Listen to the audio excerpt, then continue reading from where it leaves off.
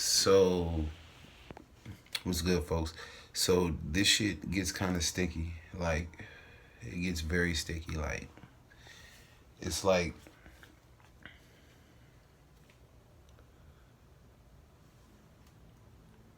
it's kind of difficult to talk about because we'll put it like this. Okay, let me just start it out. DJ Sunny for Sean, she ended up saying that she gave that tape. She didn't sell it, she gave that tape to Pitchfork.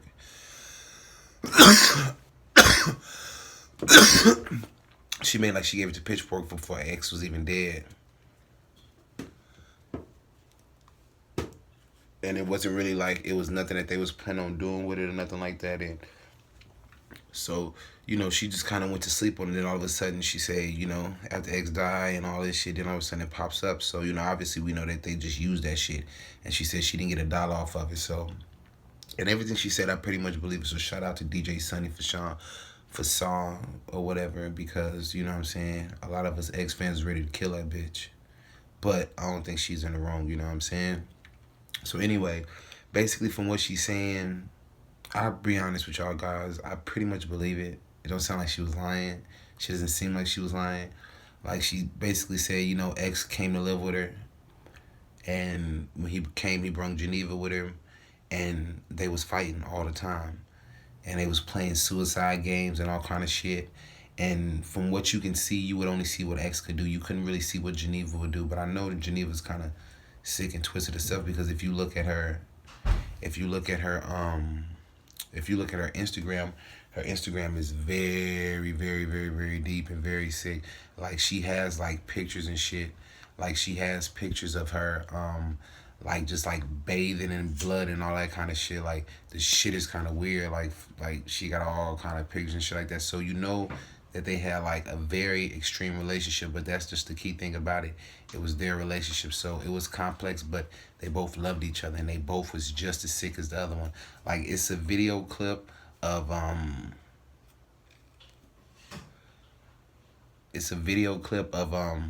Geneva when she was going crazy. Like matter of fact, I'm gonna put it up. I really didn't want to because I don't want people getting a bad. I don't want to give nobody no bad look. Period. But yeah, it's a video of her when she was going crazy through her withdrawals, and X was there with her and she couldn't control herself because she was going through withdrawals. So it's like she had just as many issues as he had, and they had a very complex relationship, and it was very complex. And for people to comment on it, and for what the people did to her what she put at the memorial site, they kind of dickheads. Like, you know what I'm saying? Like, y'all really didn't have a fucking right to do that, because at the end of the day, he forgave her, and he still loved the fucking girl. I mean, and the thing about it is, you dumbasses, you can't really hate the girl, because all this fucking music that we love, that he's sliding to, sad, bad, everything, all that shit is about her. So how can you be hating on this girl? Because she helped him create some of this beautiful music. Like, it's a beautiful, ugly story. That's the way it goes sometimes. And so basically, they came, they lived with her. They came, they lived with them. They lived with her. She let them stay with them. And then all of a sudden, what she did was, what did she do? She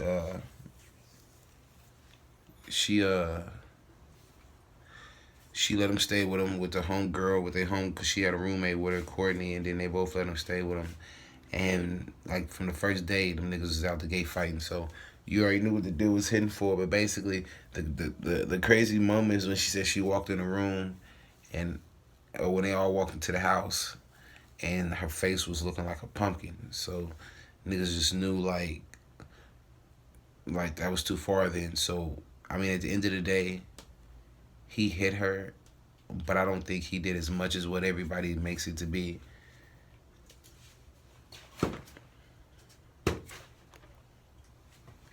He don't make it, oh my God, I forgot, fuck. He makes it more than what, hold on, y'all, I forgot. But yeah, it's more than what's said, because we weren't in there. You would have to see, because it was two people. So I know she was doing shit just because of the type of person she is. So I know everything wasn't what it was, but he was doing extra shit. And just basically, Like, they was just going back and forth trying to get their grip because niggas was all fucked up in the head through a lot of shit. So, I mean, it's 2 hours what she talk about. I mean, she talk about some real shit. And one key thing was she said, X said in jail he sold his soul to the devil. And the thing about it is, I don't really want to touch too much into it because this is really what the video, this isn't what the video is about. And I really just don't even want to get into it. But I'll just say something real quick. What I'm saying is,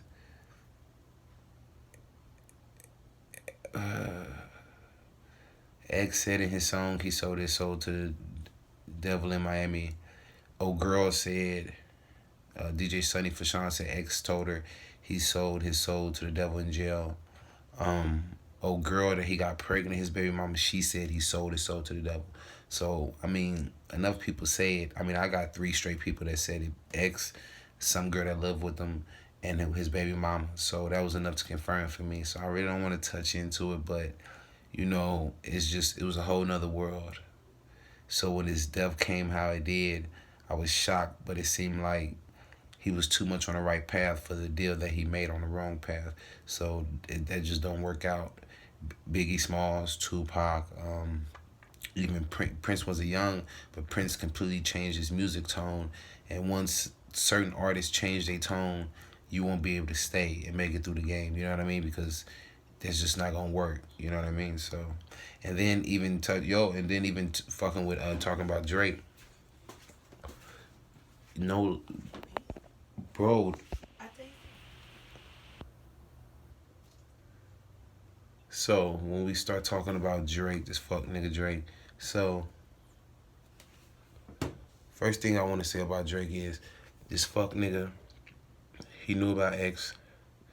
He got wind of X song, took his cadence, put his cadence on. It wasn't on the views. Yeah, it was the views.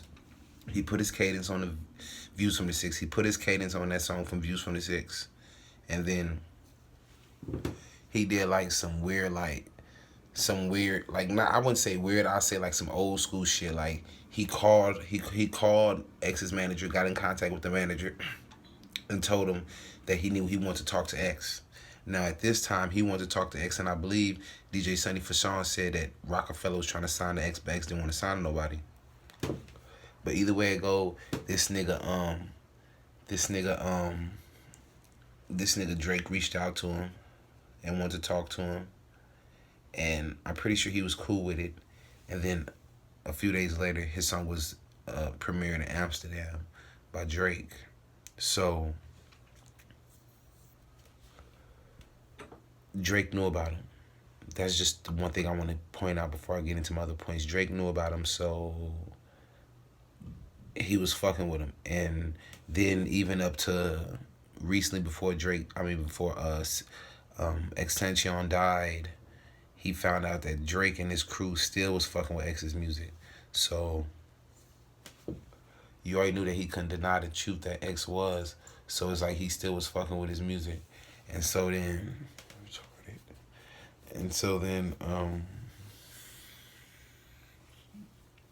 it's like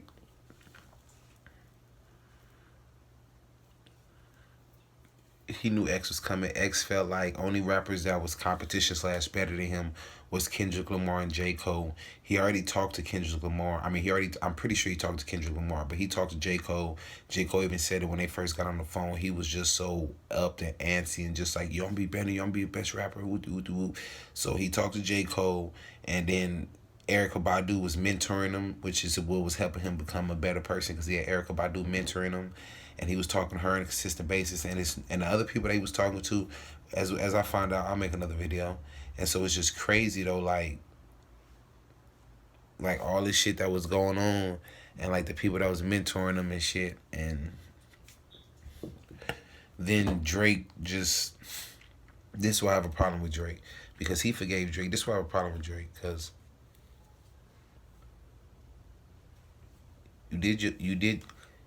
you made your mob ties, you made your, yeah, I'm upset. You used all these and used X. That was too much already. Then he died. I mean, he's already dead. And then you fucking use fucking the sicko mode video to say you was, bro, nothing about you was crushing X, fuck nigga. You was never have, nor would you ever will crush X. His legacy is always going to be stronger than yours and better than yours.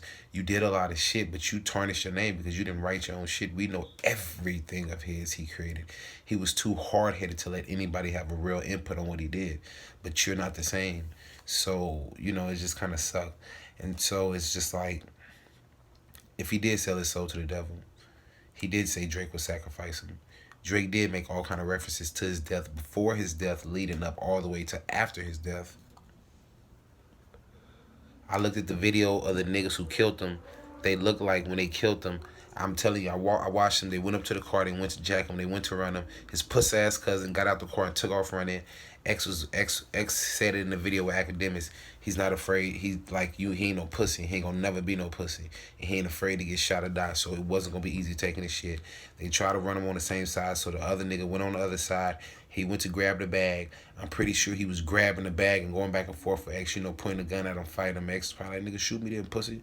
And the other nigga from the other side, he was that nigga.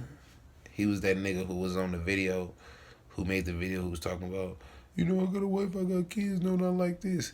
That nigga wanted to kill X on purpose, so he killed him. So that's how that went. He killed him because he wanted to kill him. He wanted him dead. So that's why he's dead. And he wanted him dead for reasons that he thought he knew, but it was deeper than him. It had to do with souls and all that type of shit. And I'm not gonna lie to y'all. And I think, and I fuck with Geneva. I ain't got no problems with it, but I know she had something to do with it along the lines of, like, the pictures she take gruesome, like, bloodied up, rape type pictures. She got a picture with her bathing suit on, and it's the star, it's the you know, it's the star, the 6-point star, 5-point whatever the fuck star. I don't even want to get it right. I hope I'm getting it wrong. But she got the star and it's black bathing. Like, she does a lot of demonic type shit.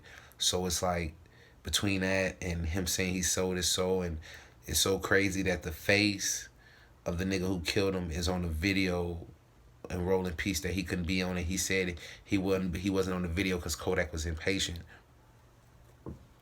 He said he had a couple of clips or a couple of things he could have threw into the video, but Kodak was so impatient that Kodak went ahead and threw it out. But it was like, it was meant to be thrown out that way because the face that's publicized for killing X is the same nigga that's on that video when he said, had to look over that shoulder when I had that woo on me. So it's crazy as fuck.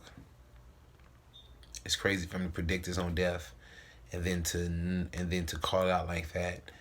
And as detailed and as crazy as these events go, like, it's crazy as fuck. And I even looked at the video of when he actually got shot inside of the place. I mean inside of when he ran into him inside of the motorsport. That's how I know. I believe it was just his time, because he looked at him. He clearly looked at him, and they walked by, and then he went back to looking at the bikes. So for him to be that, like, whatever about them, like, man, you know, I'm somebody that's some fuck ass niggas that kept it pushing. Like, nah, you should have been on your shit, but you know, you felt like you was so protected, and you know, you didn't think it was your time, and you had so much good shit that you was doing, and you know you was finna, but you made a deal that wasn't about no good. So if all that's true, then bro, you wasn't finna. That's too much. That's not going with the deal. You doing too much good, but it ain't about the deal. So. And I mean, at the end of the day, I'll be honest with y'all, I know he was going to get some time for that jail shit. He was going to get some time. There was no way he was going to avoid time. He was going to get time for he was going to go to jail for that. Like, I don't give a fuck. You look at her pictures, he admitted he was going to jail for that. So other than that, it's just the whole interview with her, and she tells everything. And the crazy part about it is, it's so much unreleased footage of him that we gonna see that people are gonna drop time in a slow amount of time. Like, even the academics interview, it was 3 hours, but it was more than 3 hours. It was longer than 3 hours. I'm pretty sure it was like 4 hours. So I'm pretty sure we got more, but academics ain't no telling how he gonna drop it. She said the Fader got the interview when he came home from jail the second time. So they should drop, like, it's a lot of little shits, and it's more pieces to this puzzle, but I believe the main point is he was on the brink anyway, and like he said in his song, I believe he was already on the brink of becoming that nigga. But like he said in his song, he was always led by the leopard.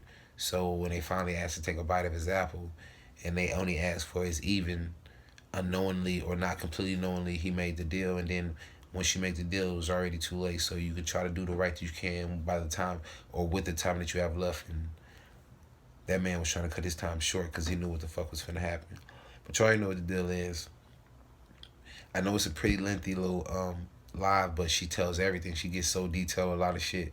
It's worth paying attention to it. That's why I'm giving y'all like a damn near 10-minute talk, because this shit's worth it. And then at the end, I got something funny. I always gotta have something positive at the end, you know what I'm saying? But yeah, man. Go ahead, ride this bitch, let this bitch slide. Let me know what y'all think. Comment, subscribe. Reshare, let other motherfuckers see, tell other motherfuckers about it. I want everybody to be aware of this shit, so you gotta know. You gotta make sure you're making the right choices. And even when it gets hard, you gotta keep on making the right choices. And be careful. Because if you make a deal, eventually you're gonna get caught on the other side. You eventually gonna have to pay your debt. If you a slick ass nigga, eventually you gonna have to pay that bitch. But anyway, you already know what the deal is, man. I love y'all. Have a good Thanksgiving. Hey, what's good, folks? Hey, look, check this out. I had to say one more thing before I drop this bitch. And I want to say, as far as, like, you know, him selling his soul, you know what I'm saying? Like, first, I'm going to go back to Geneva. First with Geneva, like, you know what I'm saying? Like, I want to give her mad respect. And, you know what I'm saying? I ain't trying to disrespect you at all by showing you this if she happens to come across all her fans. Because I got to show the video of her going crazy just to show that it was an equal thing. Like, we knew he was bad. We need to see some negative of her. But as far as him selling his soul, even when he did his 3-hour interview with Demis, with DJ Act, on Act, he was like, you know, he made that sacrifice in jail for all these niggas.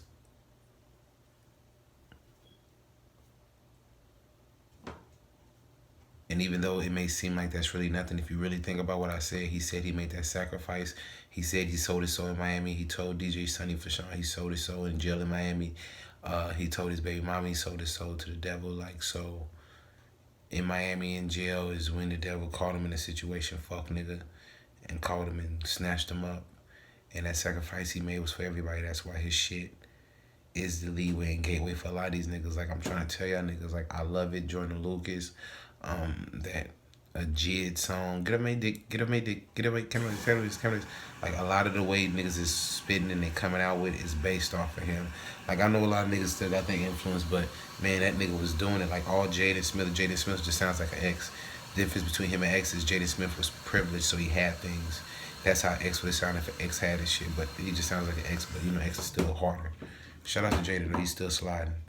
But yeah, man, I'm gonna let this bitch play. He actually was in a mental hospital and was never thoroughly released. He had run away from the hospital. And this is information I kept to myself and did not want to publicize. But she actually is legitimately clinically ill. So I had a boyfriend. Okay. Yeah. Okay? You have people, okay?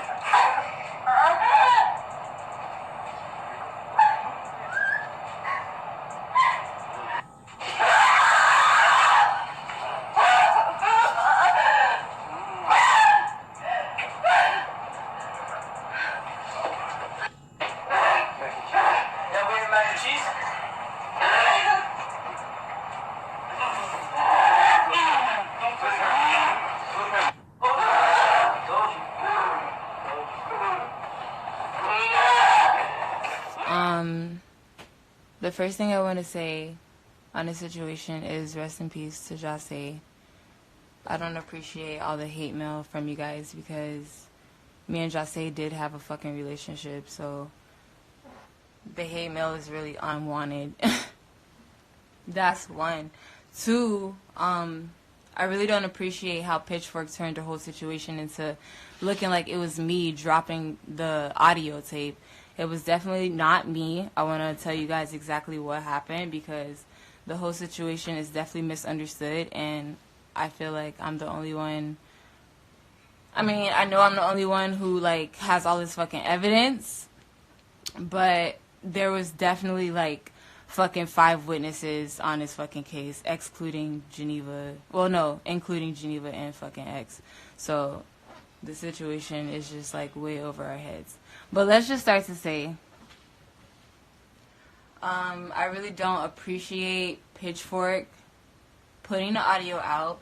Pitchfork emailed me, I guess, apparently a couple of times last week, and they were telling me this. I don't want to put the guy's name out. I don't want to say his name, right? Yeah, I'm not going to say his name. But he basically DM'd me on fucking Instagram, and he's talking about, oh, hey, Sonny, I emailed you a long time ago. I've been emailing you this whole time, and I just want to let you know, we're going to be releasing an audio. That was like 2-3 days ago, like 4 days ago, I think. He was like, we're going to be releasing an audio, blase squaze. So I'm like, okay, like, this is crazy that it's coming out now. You know what I'm saying? All of a sudden, after this nigga's dead, like, it's just so crazy how you guys are going to drop this now. Like, type shit, but this is what happened. They released the fucking audio just like that. I was at work when they did it, so when I got off, you know, I read the whole shit. I obviously know what's in the audio, so I didn't even have to listen to it. But then Dom is Live definitely tried to DM me, and he's talking about, oh, I want to have a conversation with you, and I'm like, bro, if you're not talking about money, I'm not talking. You know what I'm saying? Because I'm definitely not trying to keep talking about the situation. It's a terrible situation because this shit really fucking happened. You know what I'm saying? It's just, it's nothing to talk about every fucking day. You guys don't understand the situation. Like, this shit, no, it's nothing, it's not a fucking joke, dude. Like, it's nothing to talk about. You know what I'm saying? Like, I really don't appreciate the fucking hate mail. I don't appreciate how everybody's trying to make a big situation out of me selling a fucking audio tape when I did not, in fact, sell any fucking audio tape. I, in fact, didn't get any money from any fucking audio tape because I did not, in fact, do that. If I don't have time to explain that shit because it doesn't make any sense for me to do that to somebody that I once claimed a friend to me. You know what I'm saying? Like, that a person that I fed that lived in my house. You know what I'm saying? A person that I gave clothes, I gave everything to. Like, why would I do something like that after somebody's dead? You know what I'm saying? Like, so I really don't appreciate the hate mail with all the fans and shit like that, all his supporters and everything like that, because at the end of the day, like, me and Jase definitely had a friendship. Like, somewhat of a fucking friendship. Like, I respected him, we respected each other, so at the end of the day, like, we deadass couldn't, like, I wouldn't do some shit like that. You know what I'm saying? Like, I just don't appreciate no shit like that. But I'm going to fast forward. Anyways, with Dom is Live, I really don't appreciate how he sent all his fans to come at me talking about, oh, send her whatever because she doesn't want to talk to me about money. Listen, nigga, like, if it ain't about the money, I don't want to talk. Period. I don't want to talk to you. Like, I don't want to talk to anybody about anything if it's not about no fucking money. Bruh, especially with anything they got to do with that nigga, bruh. Like, do not fucking talk to me, bruh. So anyways, I'm gonna just let y'all know, because I'm really tired of this shit. Like, it's on my heart, it's on my mental. I'm tired of everybody telling me not to say shit. I'm tired of everybody, you know, just, no, I'm gonna say it. I have to tell them, like, fuck that. I'm sorry, guys. I'll speak to my boyfriend. But on some real shit, bro, like, babe, shit. That's on my heart. I have to. It's crazy because it's just, fuck it. Anyways, whatever, fuck it. Jase came to live with me, and like, what was it? Like, June, July. Like, June. I want to say the end of June in 2016. Wait, June, July, August.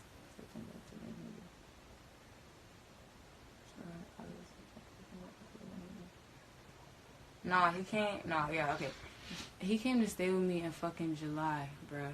He came to stay with me in July of 2016. And nigga, obviously, he had got out of jail. I was staying with somebody. I was actually, I was dating somebody, like talking to somebody in members only, more so. And deadass, like, they were like, yo, Sonny, like, you know, can Jase come stay with you? I had a fucking apartment in 109 Tower in Miami. So, I had a roommate that I used to work with, and she didn't know that I was like, you know, kind of a big deal down in South Florida. You know, not much, but I'm working my way up. So, she was like, yo, Sonny, you know, you're a DJ. You know, well, I wasn't even a DJ at the time, but she was like, yo, Sonny, you know, like, You be always on the aux cord, and you be doing the mixes, this and that. This is before Jose came to stay with me, y'all. And she was like, yo, like, just she was pretty hype. You know what I'm saying? I'm gonna give it to my roommate. She was pretty hype at the time. So we was mad cool. So she knew I knew Jose from playing his songs and stuff. And I'm like, yo, like, you're gonna meet him. She's like, oh, I always wanted to meet him. She's like, yo, you chill with these niggas all day. I'm like, yeah, I'll talk to somebody in the clique or whatever. She's like, so I want to meet them. So eventually, bruh, like, you know, me and my fucking roommate moved to Miami because I used to live in Broward, and she didn't really, you know, have a home or so. So we moved together. And we had our own apartment, and fucking literally, like, we were just living a good ass life, chilling in 109 Tower. I don't know if y'all have any FIU students on here or that's gonna view this video, but anybody that know 109 Tower, y'all already know how that shit is. So we were living on the 12th floor. Shout out to 109 Tower because it was beautiful living there. Like, I loved the whole experience. But yeah, like, life was great, more so.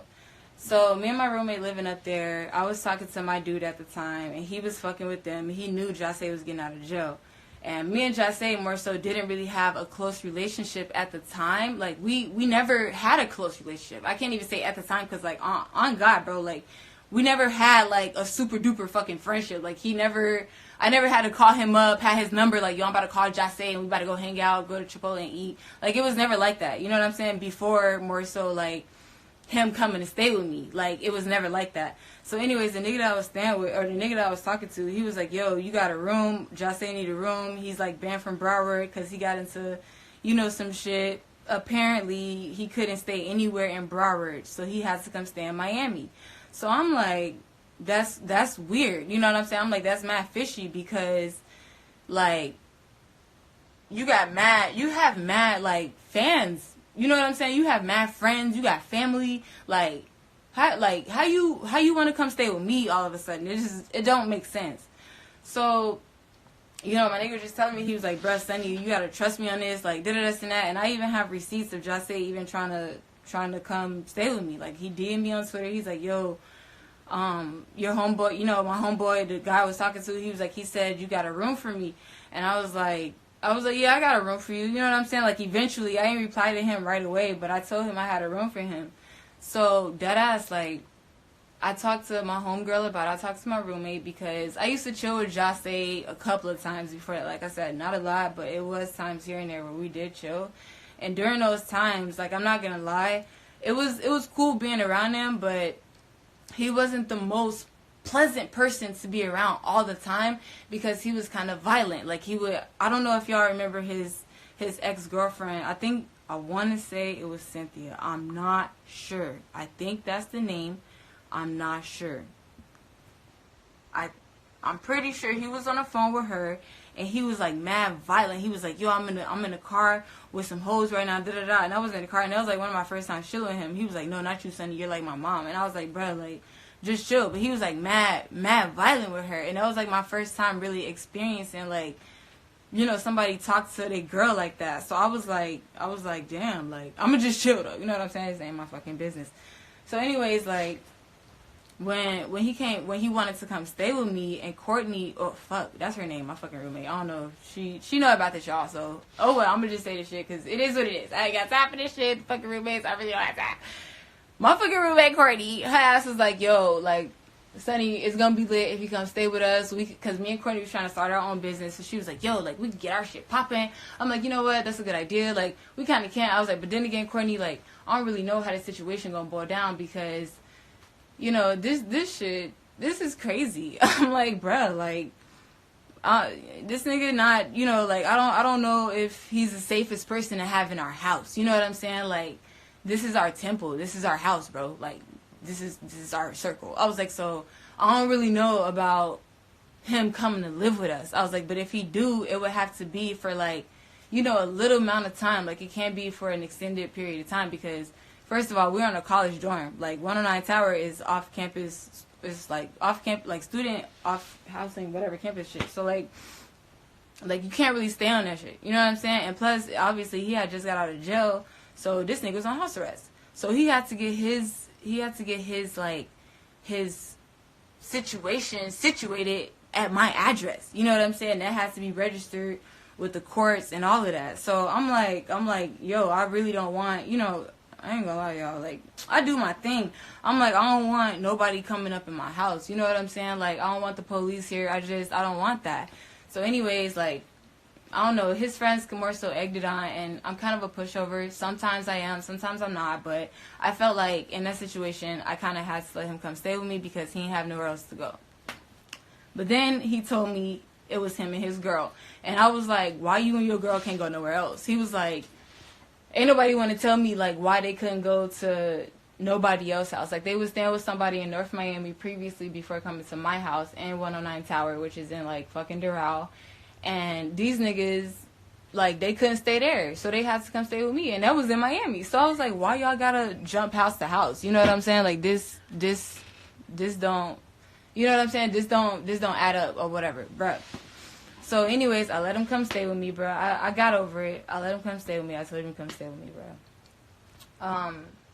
After he came, it was like the first day. Literally, like, I went to get them. He came, he was downstairs. He had his ankle monitor on. The police didn't come, thank God. I was so nervous, but they didn't come, thank God.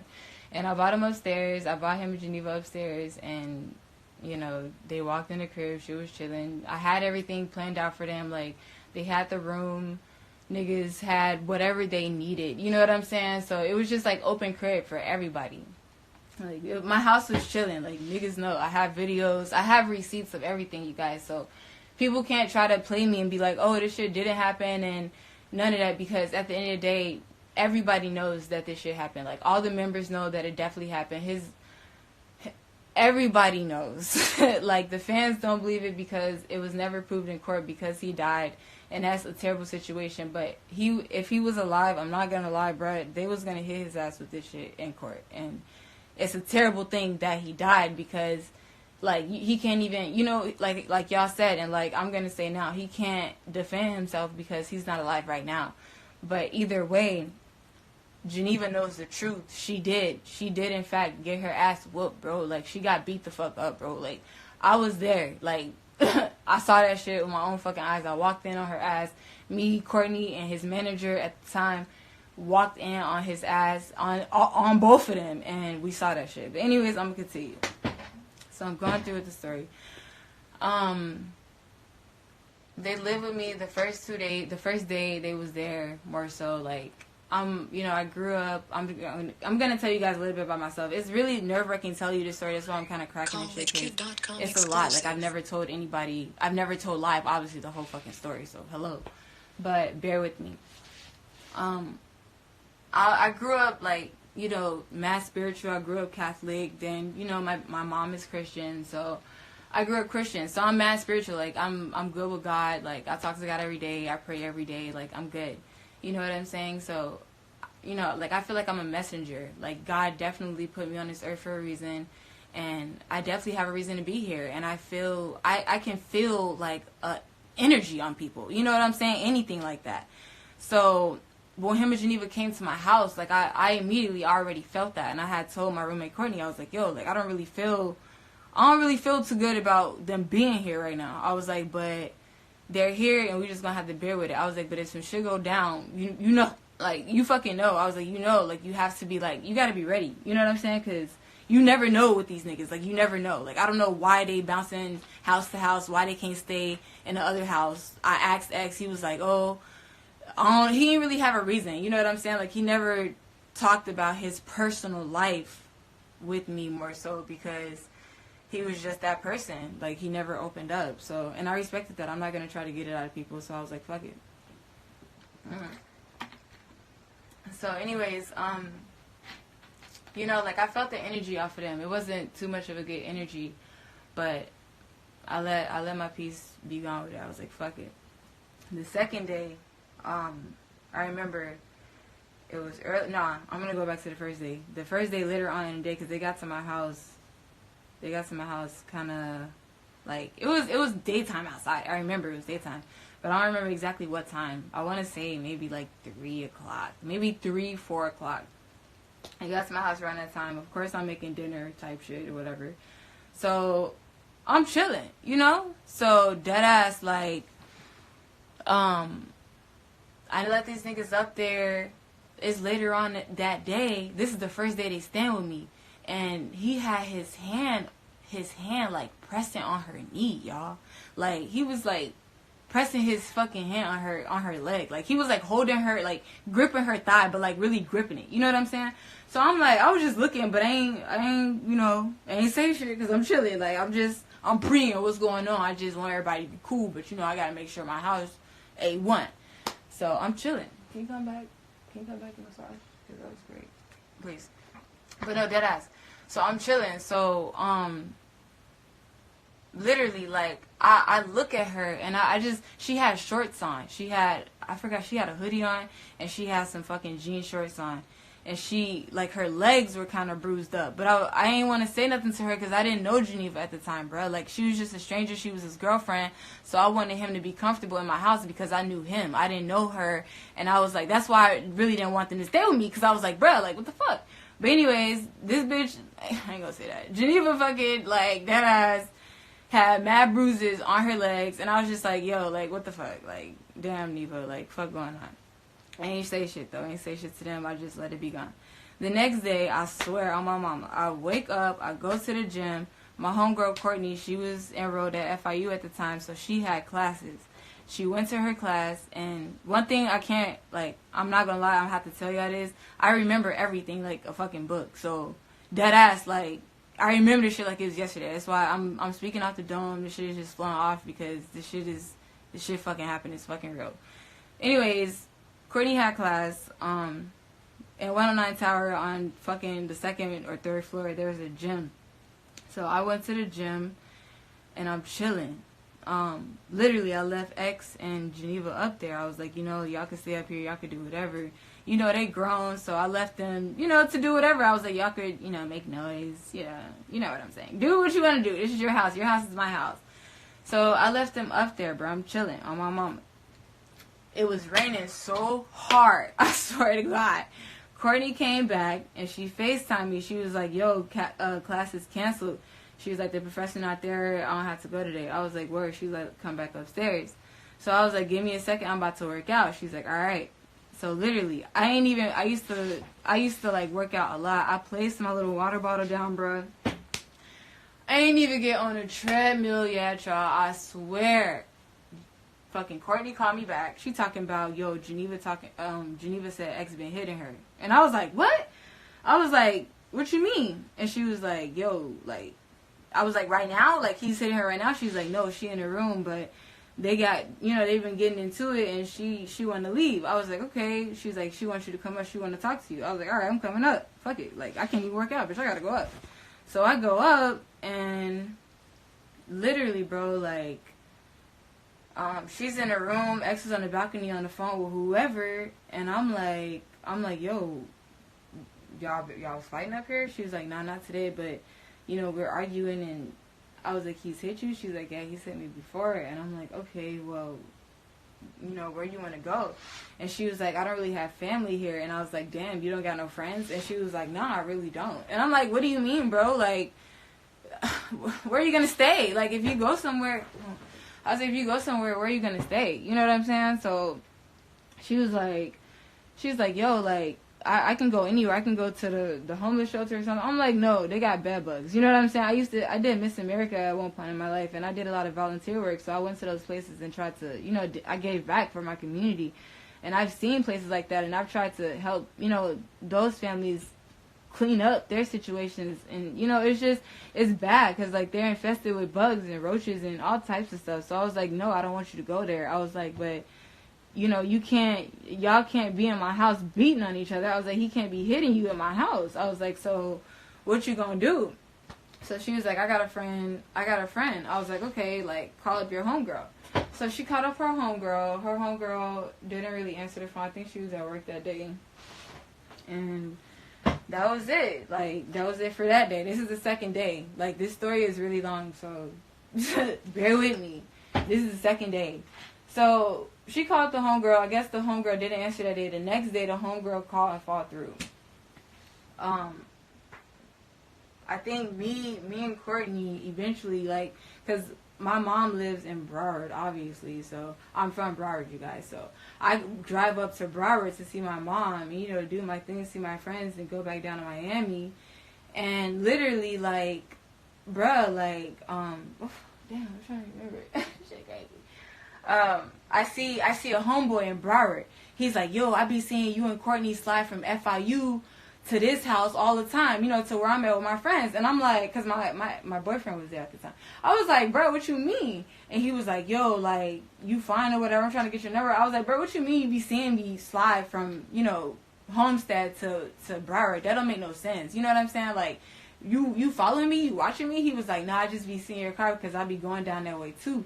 And he was like, I always see you over here. And I'm like, okay, that don't really make sense, but okay. You know what I'm saying? But whatever.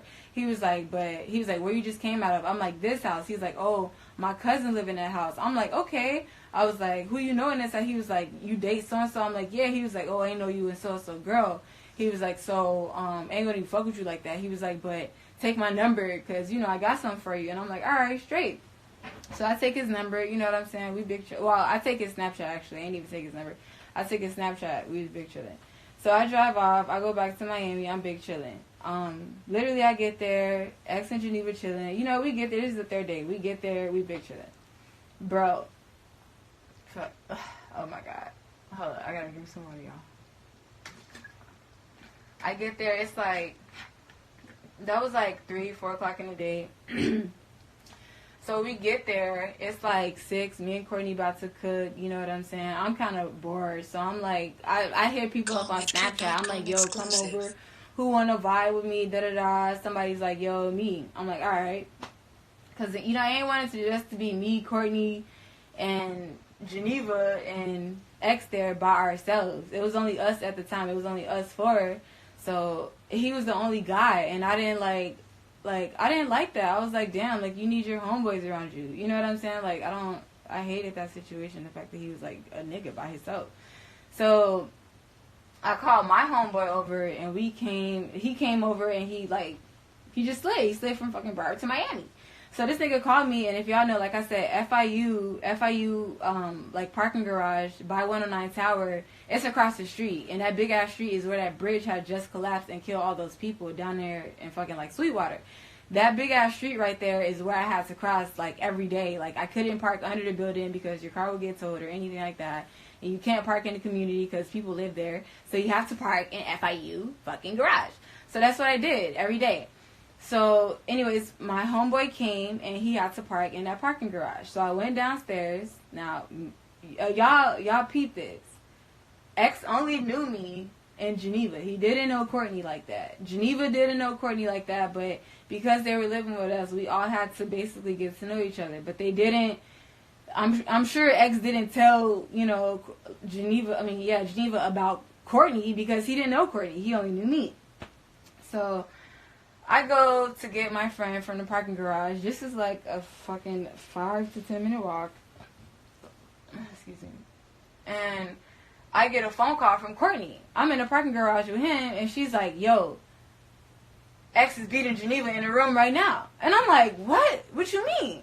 So I'm like, bruh, like, what the fuck? Like, I'm telling this nigga, I'm like, yo, I have, like, kids in my house that are, like, you know, kind of beating on each other. I was like, I have a really rough situation going on right now. I was like, and I need to get over there as quick as possible. I was like, so can you come? So he was like, yeah, let's go. So I was like running over there, literally trying to get across this big ass street, trying to get down the stairs, trying to get across the street, get up the stairs to get to the 12th floor. So I get up there. They have the other room. It's 2 room. It's like at 109 Tower has like a 4-room layout or a 2-room layout, and we have the 2-room layout. So me and Courtney had the room, and then they had the other room. So literally, y'all, that room door was locked. Me and Courtney's key opened the other room door key. So we literally opened the door. I was like the door was locked. I was like, X, open the door.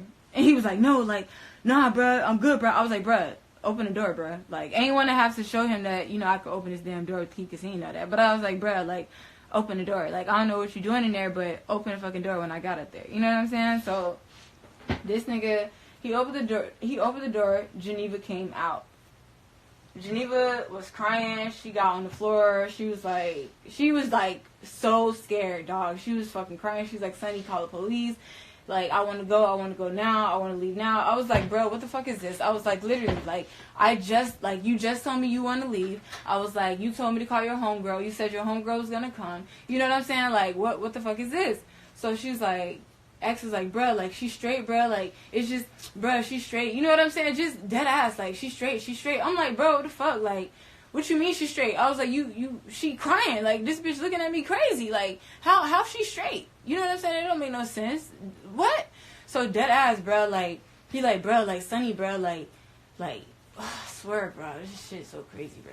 He's like, Sonny, like, I forgot what this nigga said, because this shit is so vague. Like, this shit happened dead ass 2 years ago. He was telling me, like, just let me do my thing, bro. Like, I could talk to her, bro. Let me talk to her in private, bro. I want to talk to her. And I'm like, nah, bro, y'all can't be talking, because every time y'all talking, I close the door, you beating on her. Or every time I leave the house, it's like Courtney calling me and she's telling me you beating on her. So I don't understand the situation. Like, I can't, you know what I'm saying? I can't, bruh, no. So I end up going in the room talking to them. My homeboy is on my couch with my homegirl and they talking. So I'm like, okay, it's lit. Like, but let me talk to these niggas in here so we could all come out and talk. You know what if y'all feel me, if y'all really feel me, you know what I'm saying, bruh? Like, I can't say exactly what I want to say because I got an image for myself too. You know what I'm saying? I'm a black female out here. So at the same time, look, feel me. I go in that room and on my mama, bruh, I talked to Geneva and X for two hours, bruh. 2 hours on my mama. We talking about all type of spiritual shit. We talking about fucking dreams. I told y'all I'm a messenger. So literally, I could tell y'all the day before that, literally, that same night, I'm not going to even say the day before that because it wasn't. I'd be lying. That same fucking night, my sister called me, bruh. My sister called me and she's like, Amber, bruh, I'm about to cry because this shit is too crazy for me. No, stop. She's like, Amber, no, fuck it. I'm straight, fuck it. I don't care, because it is what it is, bro. She's like, Amber. She's like, I had a dream about a snake in the door. And I was like, tell me about it. And she's like, I had a dream about a snake in the door, Amber. She's like, it's a warning dream. And mommy told me it's not good. You got somebody around you that's not good. And I was like, yo, like, I had the same dream, you know what I'm saying? I was like, you know, things come in threes. I know that life comes in threes and death comes in threes. So I know that anything more so comes in a dream. A message, that warning came in a dream. So I knew that somebody else would have the same dream. So more so it happened that when I was talking to X in Geneva, it just so happened that Geneva mentioned that she had a dream about a fucking snake in the door. Because she was living in some house with X and some crazy shit happened. I forgot. It was more so vaguely, but deadass, she had that warning dream in there. And then that's when X told me, deadass told me this nigga sold his soul to the devil. He told me, he was like, yo, Sonny, I saw the fucking devil in jail. He's like, I saw him. He had half my face and the other half was black. And I was like, yo, like, that's an energy. I was like, that's a spirit that you need to get off your chest. I was like, you need to get that off of you because it's following you. I was like, and it's holding you down. I was like, y'all too good for this. I was like, you just got out of jail and you in here beating on her. I was like, and y'all claiming y'all love each other, but how? I was like, when y'all beating on each other. You know what I'm saying? Like, that ass, like, how is this love? Like, how? So I'm sitting here trying to listen. I'm sitting here trying to understand because I've never been exposed to any man putting his hands on a woman. Like, bruh, like my parents don't fight. You know what I mean? You know, everybody fight, but not like that. Like, my daddy ain't gonna ever put his hands on my mom. Ever. Like, ever. It just ain't gonna happen, bruh. It's 5 of us, and we'll jump that nigga. And I'm being real. Just on some real shit. And he know that. So I just gotta say that. So I didn't understand how X could put his hands on Geneva in any situation, whatever she did. I was like, yo, like, he was like, yo, she cheating on me. It's all types of stuff coming out. And I was like, bruh, it don't matter. I was like, if y'all love each other, y'all gonna work it out. I was like, but if it takes for y'all to be fighting with each other like this, then y'all can't be together. And y'all sure the fuck can't be up in my house with this shit. So, you know, I just had to lay the ground rules. So, you know, Geneva told me her and X was doing, you know, basically, I'm gonna have to tell y'all, Geneva was not allowed to speak around us unless X told her to speak. She wasn't allowed to more so damn near move.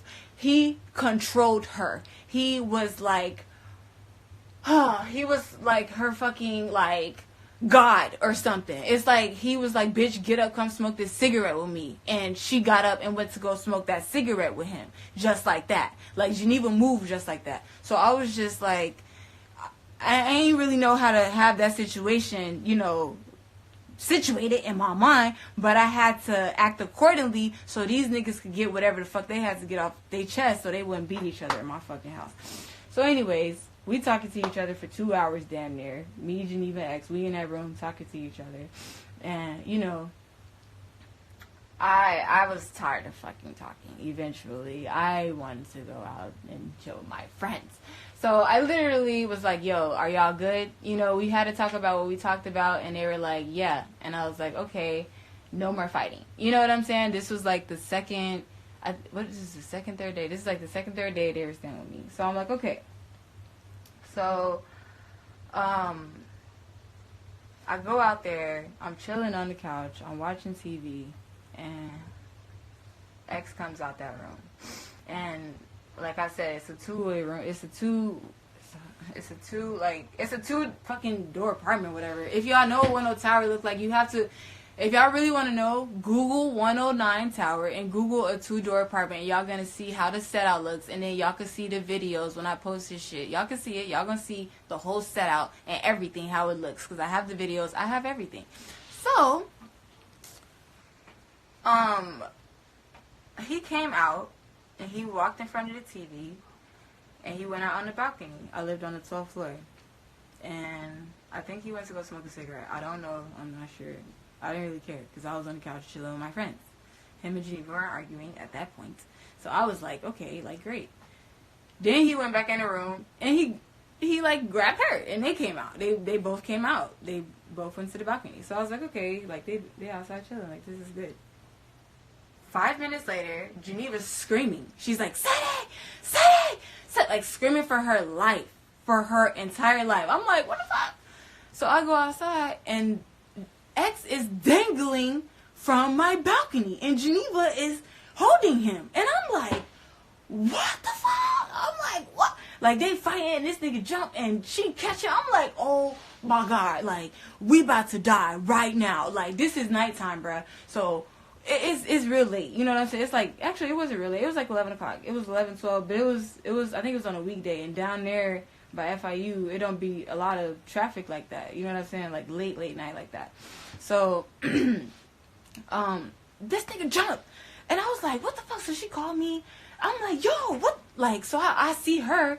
I'm holding on to her, bro, because I'm like, bro, if she fall, they over. So I'm holding on to her. I'm trying to save them from dying, and this nigga grabbing for the floor, like he reaching for the floor. So I'm like, bruh, is he trying to like pull us down? I'm like, nah, hell no, like, Lord be with me. Like, I'm praying because I'm like, y'all, this is a big ass fall. Like, I'm not trying to, dead ass, like, this is my life. I'm not trying to fall. So I'm thinking I could grab them, but I couldn't. I was slipping. My whole arm was purple for a whole month. I couldn't grab them. So that ass, like, the person, my homeboy who came to chill with us, like I said, I believe in God. I don't know if y'all believe in God, but this nigga, I didn't even know, like, how big he was, because I never chilled with this nigga. This is my first time really chilling with him. Bro, this nigga was like 6'4", he big as fuck, like, big ass football player ass nigga. He looked huge, like, he's huge, body figure type. I'm calling his name, bro, this nigga come outside and pull all of us up. So I'm like, oh my fucking God. Like, I'm like, thank God. You know what I'm saying? Like, oh my fucking God. Geneva straight boxing X in the face. I'm like, what the fuck is going on? Like, everybody, Courtney screamed like, oh my fucking God. You know, everybody trying to help. Like, we almost died on the fucking balcony. So Courtney, like, get the fuck off the balcony. Balcony's closed. I remember Courtney was like, yo, balcony's closed. I was like, damn. So we went back in the house, fucking deadass shut the balcony down, because it was just too much on the balcony for one night. You know, balcony, the chill spot, you get to see the view and shit, but some crazy shit had just happened, so we wasn't fucking with that. So I was like, X, like, what the fuck was that? I was like, you can't be doing shit like that. He was like, yo, y'all thought I was gonna jump? I was like, bro, what you mean? What you mean? What do you mean? What do you mean you thought I was gonna jump? You did fucking jump. And Geneva was over there crying. She's like, that's not funny, da da da. Like, just hysterical, though. You know what I'm saying? Like, she's hysterically crying, bruh. I'm like, bruh, this shit's not funny. Like, it was dead ass too much for me because he almost tried to commit suicide. He was like, yo, I was about to commit suicide, da da da da. I'm like, bruh, like, this is too much. I was like, you can't be jumping off my fucking balcony. You can't be doing shit like this, period. You know, like, I don't have time for this shit. Like, what is this? So, literally, that happens. I go in and I'm for real, y'all. Like, I was so shook. I was so fucking shaken up. I mean, my roommate was shooken up. Courtney, she was shooken up. My homeboy who came, he was like, yo, what the fuck? That's the nigga in the audio, because that's the night the fucking audio was recorded. That nigga was on some crazy shit. He was like, yo, like, I'm not, he was like, just, he, like, I couldn't allow them to do anything. I was like, this is too much. You know what I'm saying? Like, from that point, I was like, bro, like, it's either y'all gotta go, because I'm not having nobody jump off my balcony trying to kill themselves. Like, this is my face, bruh. This is me and my roommate face. Like, y'all gotta go. I was like, either you gonna take your ass back to jail because you have an ankle monitor on and you on the college campus. I was like, do you not understand? Like, you're Xxxtentacion. You know what I'm saying? Like, you just got out of prison. What are you doing? Like, this is me trying to be a friend to him, y'all. Like, G. So I'm like, bruh. Like, this is too much. You can't be doing shit like this. Like, she gotta go. He was like, and that's what the audio said. If y'all listen to the audio, he was like, oh, Sonny, she not, I don't even know if he said that in that part, but he told me, he was like, Sonny, she not going nowhere. He was like, I'll turn myself in because we was living in Sweetwater. We had FIU police right under us. It was Sweetwater police everywhere. The fuck... Bruh, the niggas was everywhere, bruh. I was like, nigga X. I was like, you think I want to see you go to jail, bruh? I was like, but I don't want to see you beating on nobody, bruh. I was like, I can't have it. I was like, because what if you kill her, bruh? Then what? Then what? Your ass going to jail. Like, you over. I'm like, so what's next? So he told me, he was like, Sonny, like, I can't, he was like, I can't have her homeless, bro. Like, she gonna be going to back to them fucking Airbnbs, fucking all the niggas and members only, da-da-da-da. And I'm like, bro, like, what then what am I gonna do? You know what I'm saying? Like, what y'all gonna do? What is this? Like, I couldn't win in that situation, bro. I couldn't win in this whole entire situation, no matter what, because the situation is bigger than me, bro. And I ain't even mad. It's just the fact that they really tried that dumb shit. Geneva really tried that stupid shit. I just don't understand. Like, I really don't. But anyways, I'm gonna continue. So later on that night, the audio was recording, of course. I was like, fuck this. I called my mom. I was like, Mom, I was like, there's a spirit in my house. I was like, a real bad spirit. And like, y'all don't know, but I don't have the best relationship with my mother. You know, I wish I did, but I don't. But in that point in time, bro, I was so fucking scared for my life. I had to call my mom. So I called my mom, and she was like, Amber, like, she was like, I knew you were going to call me. She was like, I felt it. Like, it's a mother's intuition. She's like, I felt it. I know my child. She's like, I couldn't sleep. I just knew it. And I called her, and I was so fucking scared, bro. I was like, Mom, like, it's demons in my house right now. I was like, there's a fucking entity in my house. I was like, and it's too much. I was like, this nigga just tried to jump off the balcony. I was like, what am I going to do? And she was like, come home. She was like, pack your shit. And she's like, bring your ass home. So I was like, okay. Like, okay. Mama's knows best. I ain't have shit else in my head. I was like, I'm going home, okay? I'm out. Y'all can tear this shit down. I don't give a fuck. Of course, my roommate Courtney was like, no the fuck, you not leaving me. I was like, what do you mean? And she was like, Sonny, this is our house. Like, we can't leave. Da, da, da. I'm like, bruh, like, she's like, bruh, like, this. And she started crying. I was just like, fuck, Sonny. Like, I mean, fuck Courtney, bruh, you right. Like, like, I couldn't leave. Like, my mom was like, you know what, if you don't leave, I'm washing my hands with your ass. I was like, you know, like, that's real fucked up because I really need you right now. I was like, I really need you, bruh. But, you know, like, I can't leave my house. This is my house. You know what I'm saying? Like, this my shit, bro. I work hard for my shit. So I was like, this me and Courtney shit, bro. We gotta do what we gotta do. We had to do what we had to do. So we held it down. X had Geneva had went in the room like most of that entire night, the rest of that night, after the fucking audio, because she was sitting down explaining the whole time. The audio was more so my way of dead ass like saying like X was going to kill Geneva. Like, I really want y'all to understand, like, he was going to murder her. His intentions more so that day was to fucking kill her, like, on some real shit. Like, y'all could say he was trying to change his life, and that's fine. I understand that. I saw everything he was trying to do, and y'all can have y'all opinion. I seen what I seen, and I actually been through what I've been through with him, so I have my own opinion. You know what I'm saying? But nonetheless, he was trying to kill her, bruh, on some real nigga shit. So that night, she was in that room that they stayed in most of the night, and X asked me, could a stripper come over to the house? And I was like, listen, if that's gonna calm you the fuck down from jumping off balconies and doing anything, because X didn't, I don't know if none of y'all, well, some of you guys on here probably know X personally, but a lot of y'all don't. X didn't do drugs, and he didn't really smoke weed and shit like that. He didn't do anything. He was like, bruh, I want some head or some shit. I was like, okay. So he came over, bruh, and he asked me could the stripper come over, and I was like, I guess. Like, me and Courtney was like, I guess, bruh, whatever. So she came over.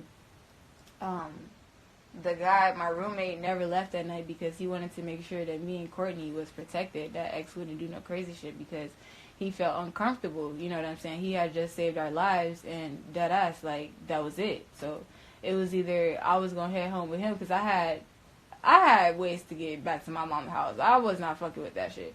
I was like, yo, I'm about to leave, or, you know what I'm saying? Like, this is it. So we allowed the stripper to come over.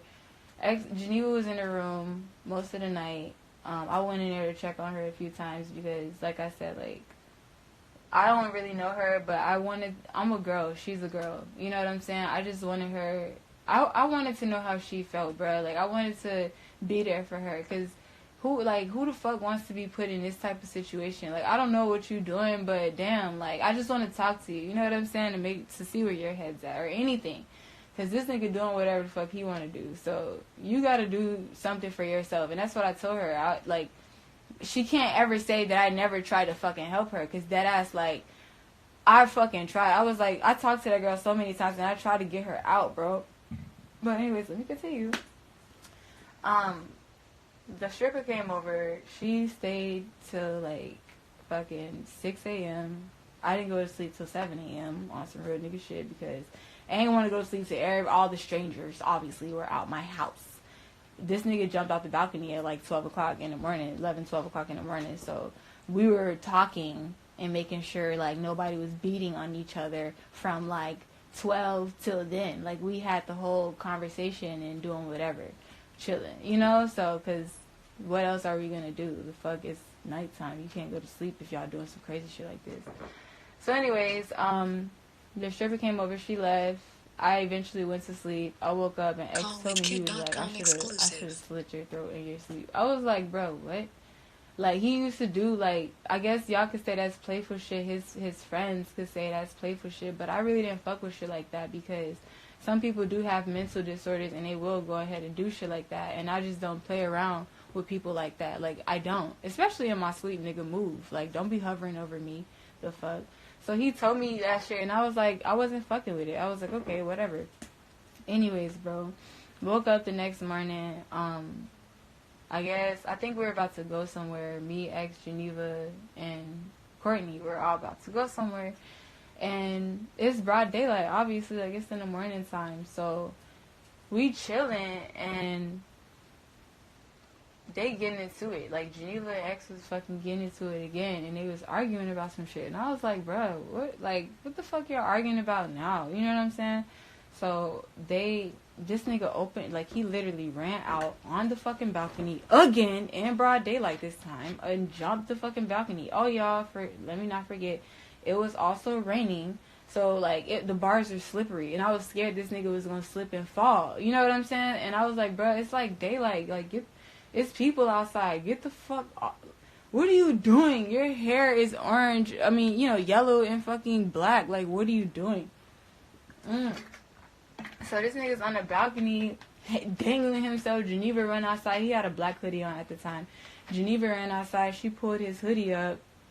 And I was like, what the fuck? I was like, get y'all ass in here. Like, I'm tired of this shit. Like, get the fuck in here. I was like, X, you, like, Ja. Like, you can't be doing shit like this. They didn't even call him Ja. I was like, X, like, you can't even be doing shit like this. Like, what the fuck is wrong with you, bro? Like, this, no. You know what I'm saying? I was like, I told y'all I didn't want no crazy shit in my house. I was like, y'all doing too much shit. I was like, you beating on her. I was like, you jumped off the fucking balcony last night. Nigga, you tried to commit suicide. I was like, but this is too much. I was like, she ain't got nowhere to go. Y'all, I can't. So, literally, bruh, like, I think he was, I wanted to say this nigga was about to go turn himself into jail, bruh. Because the end of the conversation was that he couldn't stay with us anymore because he jumped off the balcony. I want to say that is what the fuck happened. I really believe that the conversation was like, yeah, after the audio, the end of that audio was like, yo, like, this nigga about to go back to jail because Geneva ain't have nowhere else to stay and she was going to stay with us and he was going to turn himself in. So I was like, okay, that you can have whatever stripper you want come over to this house then. If you going to go back to jail tomorrow, I'll give a fuck because you my dog. You know what I'm saying? You and your girl got to do it. But she cheated on you. Y'all got a lot of situations going on. So I'm going to just go ahead and vibe tonight and do my fucking thing and watch the fuck over y'all because I don't know what the fuck is going on. So the next morning, like I said, this nigga jumped off the balcony again. It's raining. It's broad daylight all the time outside. He come back in the room, and then I get a knock on my door. I was telling him, I was, talking to everybody. I was like, bro, we can't be doing shit. I don't want nobody coming up here. Da-da-da. They had that room illegally type shit. So I was like, bro, like, y'all can't be living in this room. Like, this is a dorm. You know what I'm saying? Plus, you on house arrest. You really can't be doing shit like this. Like, on some real nigga shit. So, that ass, like, what happened? I'm trying to remember. I can't fucking remember. I got a knock on the door. Yeah, I got a knock on the fucking door, and it was maintenance.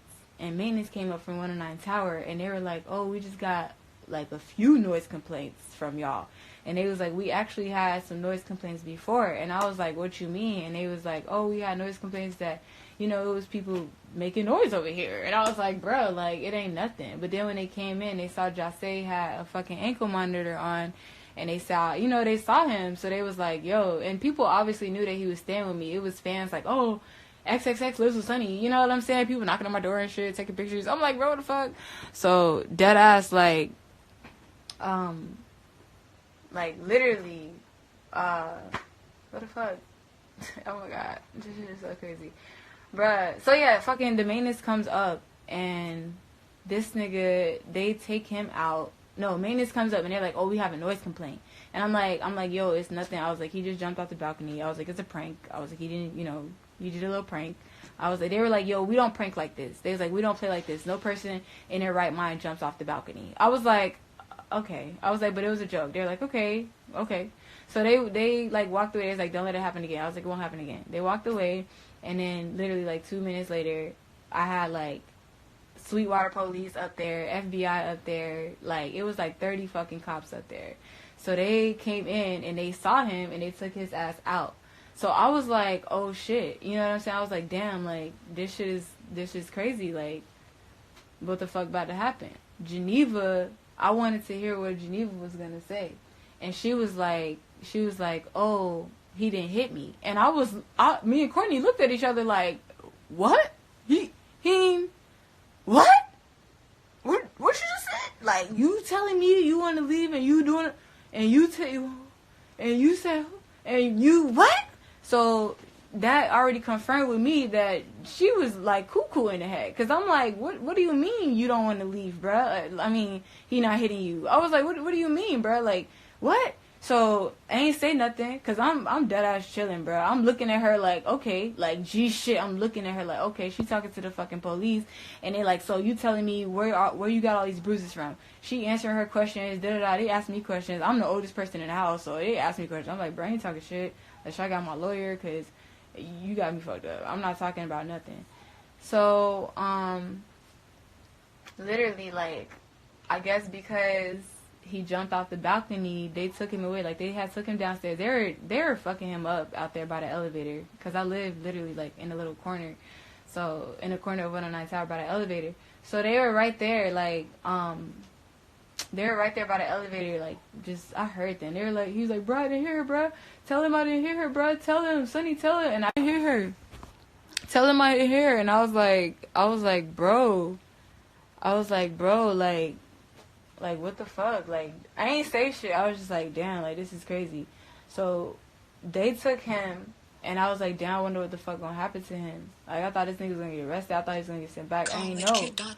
But I'm like, damn. So, that was Geneva's first time to get away. We had called her homegirl at the time. I ain't gonna put her homegirl name in this, because me and her homegirl ain't got no type of energy, going on.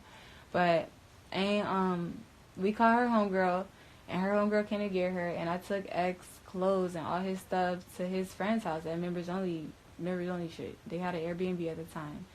And I took the shit over there, and I was talking to my nigga at the time. We had broken up for a little bit. We had made up. And literally, like, I was just over there fucking with them. I took their shit. That whole night turned into some crazy shit. You know what I'm saying? Like, it was a whole fucking... It was an Airbnb with them fucking members type shit. But apparently, like, some nigga walked in. They were like, yo, Sonny, don't leave yet. Because I was about to go back to Miami. Obviously, I was tired. I was chilling all fucking night. I had made up with my niggas. So I wanted to go back home. I was going to take him home. But they was like, yo, Sonny, like, don't leave. We about to have a party. So I was like, okay. They fucking ended up having a party, and a nigga got stabbed at the party. And I was not fucking with that shit. You know what I'm saying? So I eventually left. Obviously, I gotta go home. I'm not fucking with stabbings at the parties or any of that. So I go home. I'm chilling. X is not at my house. Geneva's not at my house. Me and Courtney are big chilling. We're like, thank God. You know what I'm saying? We finally got them out. Like, she finally got away. Like, this is the whole crazy-ass situation that we had went through. We're thinking that it's over. Like, me and Courtney.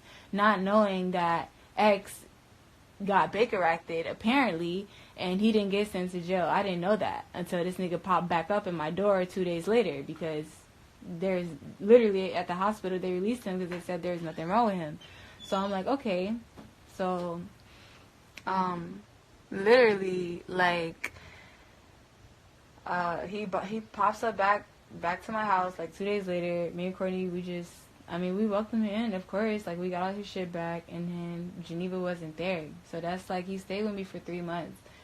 During that whole period of him staying with me by himself, he was like trying to make music. We had mad visits from his friends, from our friends at the time, because I was kind of friends with those people too. So we had, like, I was just trying to help him get his life back right. I was like, yo, like, this is what you needed the whole time. I was like, I'm not gonna say, y'all don't need each other. I was like, if y'all want to be with each other, that's fine. I was like, but maybe you need space from her. Maybe you guys could just work it out from afar right now, and then get back together later on in life. Like, because love is love. You can't help who you love or whatever. So I was like, just work it out. I was like, but right now, just focus on yourself. Please focus on your music. Like, please make some music. He had people coming over. They was making beats. We went to go get his laptop from Best Buy. I have pictures. I'm not going to lie. DJ Lisette, if y'all know her, that's his best friend or whatever. She came over. That was my first time meeting her. When he asked me, could she come over? And I was like, yeah. And she came over, and I was like, yo, like, this is so cool. Like, she helped him. X had money, of course, but he was still up and coming. He wasn't as big as he was before he died. So she like, helped him with a lot. Like, when we went to go to Best Buy, because he was on house arrest, his PO allowed him, because obviously he was an upcoming superstar, to have time to be off. Like, I really didn't know how probation and shit like that worked until he came to live with me. So I was thinking, I was like, damn, you get time where you could actually go places? Like, I thought if you was in house arrest, you got to stay in the house. He was like, nah, she gonna give me, I could go places, but it has to be in the vicinity or whatever. I was like, okay, so we went to the Best Buy and shit.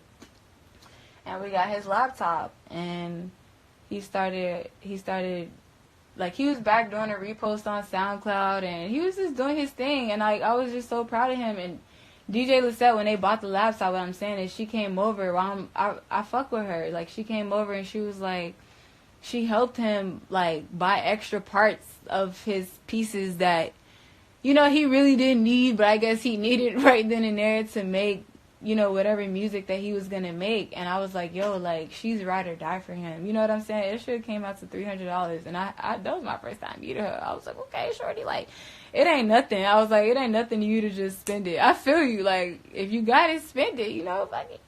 So that's exactly what happened, you know? Like, she came over, X was making his music, we was chilling, bro. Like, life was so good, y'all, like, for real. That shit was lit. And then, literally, like, I want to say this is late September. Wait.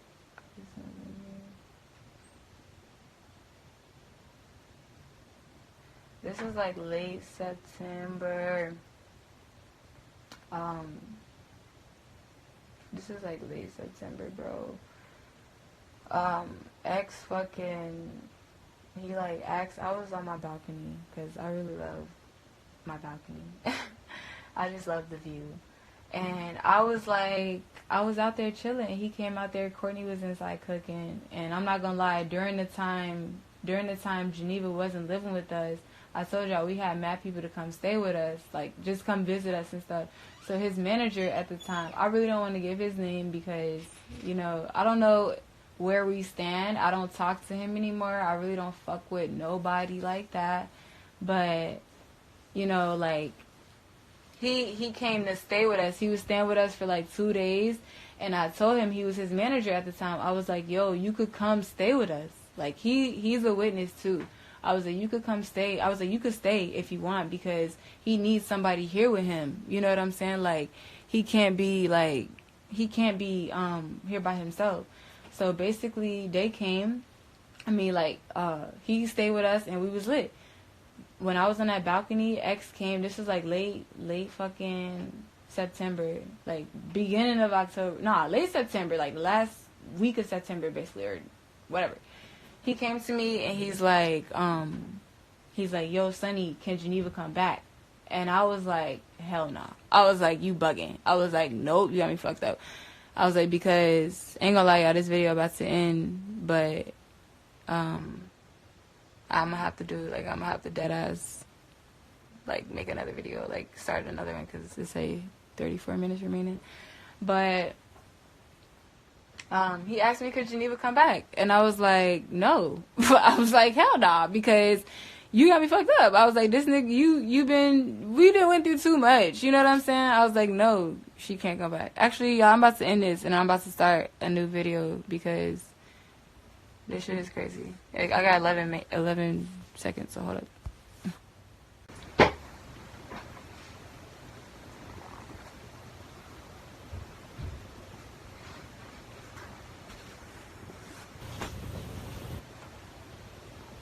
Alright, so actually, he came to me and he was like, Sonny, can Geneva stay with me? I mean, can she come stay with us? And I was like, bruh, no. I was like, you bugging. I was like, you was like, we've been through too fucking much for this. You know what I'm saying? I was like, so we can't, I'm not comfortable with this. Like, not at all. You know, like, I'm really not comfortable with this. So he was like, Sonny, I promise, like, I'm not gonna beat her, I'm not gonna hit her. And I was like, yo, like, but Ja, I was like, you said that already. You know what I'm saying? I was like, you doing so good. I was like, and you just don't need this right now. Like, and I was like, bro, like, it's just too much. I was like, it's too much for her to be here right now with you. I was like, he was like, yo, where she stand, they telling me she listening to my music and she can't listen to my music and they don't like that. And, you know, she missed me and I miss her. And I'm like, I know y'all miss each other because, you know, like, y'all boyfriend and girlfriend or whatever, y'all got love for each other and y'all done did all type of shit together. I was like, but this is just too much. I was like, it's just too much, bro. So, that ass, literally, I was like, go ask Courtney. I was like, this is not only my house. I was like, you could definitely go ask Courtney. I was like, we're in this together. And he went to go ask Courtney, and Courtney was like, I don't know, bro. She was like, I don't know about this. Like, I'm not sure. She was like, cause Sonny, bro, like, it's too much. And I'm like, I know, but everybody was looking at me. They was pointing the finger at me, like, Sonny, yes or no, yes or no, yes or no. So I eventually, like, this nigga got on his knees, actually. X got on his fucking knees, bro. And he dead ass was, like, praying to me. And I was looking at him like, what the fuck is wrong with you? Like, get your ass off the floor. Like, you know what I'm saying? He was like, Sonny, please, bro. He was like, I will kiss your feet, bro. I will not hit her, bro. Like, just telling me, like, and I just knew, y'all. I knew because he wasn't the most humble person. Like, he was humble, but he was very violent. Like, he wouldn't listen. He wouldn't not hit her. Like, he never just sat the fuck down and just chill. It was always the issue. He was always on the phone arguing with somebody. When he was like, Rob fucked his girlfriend, and Geneva literally, after she got beat the fuck up, she went to go fuck with Rob. I was like, what? Like, I don't understand, but this is crazy because she was really cheating on him. You know what I'm saying? But he was fucking beating her, and I'm just like, dog, what? I don't understand this situation. Like, he was like, bruh, like, it's little bits of the pieces of the truth coming out, and you know, like, he's like, I let me do my thing with her, and I'm like, bro, I can't let you do your thing with her, bro. I can't give y'all private time. You know what I'm saying? I can't do this shit. So, anyways, he asked me to, like, come back, and I eventually said, yeah. This nigga, I was like, get your ass off the floor. I was like, she could come back. I was like, but it's under one circumstance, bruh. I was like, one fucking circumstance, bruh, that you not gonna hit her, bruh. I was like, promise me, bruh. You gotta promise me. Like, G shit. I was like, because I can't do this, X. I was like, this is my face. I was like, this is your face. You could go to prison for the rest of your life. I was like, Florida domestic violence. I was like, this is a 3-strike state, bruh. I've been... Bruh, nigga, if you live in Florida, you know. It's a 3 fucking strike state, you're out, bruh. Like, you don't have time for that. Niggas with a domestic violence charge, bruh, you sitting in jail no matter what color you are, bruh. They don't play about that shit. So, that's what happened. You know what I'm saying? Like, I told him, I was like, you can't hit her. He promised me he wouldn't hit her. He swore to me he wouldn't hit her. I was like, alright. She came back that night. Geneva came back that night. Damn. I fucked up. But everybody was like, damn. Like, really, like, my roommate Courtney, she was like, damn. The other boy, he was like, his manager, he was like, damn. You know what I'm saying? They was like, everybody was like, damn, like, we just gonna see what happens type shit. Like, see if they could, handle each other, not act up. We wanted to have faith in him. Like, I have faith in him. That was my thing. Like, I told y'all, me and him, we weren't best friends growing up. We didn't hate each other. We ain't had no fucking beef, but I just wanted to look out for him. You know what I'm saying? And, like, I didn't want him to fucking beat her because I knew it would get him into any more trouble than he was already in, and it would fuck him up. And plus, let alone her, I knew him, so that's why I was more so on his side at first. With her, it was like, I don't really know you, Geneva, but if you cheating on him, you need to tell him whatever you know. You know what I'm saying? Like, obviously he needs to know something. You're not telling him. I was like, I could see you're scared as fuck. I was like, but if you want to be with him, if you telling me all of this, you telling me you want to leave, but you telling me you want to be with him. I was like, if you telling me all of this and you really want to be with him, bro, you need to speak up, bro, and just say what you got to say and just be done with the whole situation so y'all could live, And these niggas was not on that shit, bro. Like, Geneva would not speak up apparently or whatever. So anyways, I let her come back. She came back that night. She was living with me for like, I don't even remember how long it was because shit's so vague, but it was like a week or two, because the fucking shit happened October 5th, like October 5th, October 6th. It was the week of Hurricane Matthew. If you live in South Florida or if you know this shit or anything, it was the fucking week of Hurricane Matthew. Why? Because, why do I remember this shit so vaguely? I love science. So, this shit was crazy. I didn't want to stay in a high rise. It was supposedly a Category 5 hurricane at the time. And I told X, I was like, bruh, like, we gotta pack. And also, let me tell you what happened. When they was living with me, of course, we had people coming to our house. People was chilling with us. Geneva was with us. He wouldn't really allow her to go anywhere. Even when we walked to the fucking corner store, like, he would barely allow her to go anywhere with us. But when one day, that room that they were staying in, I told y'all they were staying in that shit illegally. So we were supposed to they weren't supposed to be in that fucking room. It's a dorm. They living on a college dorm.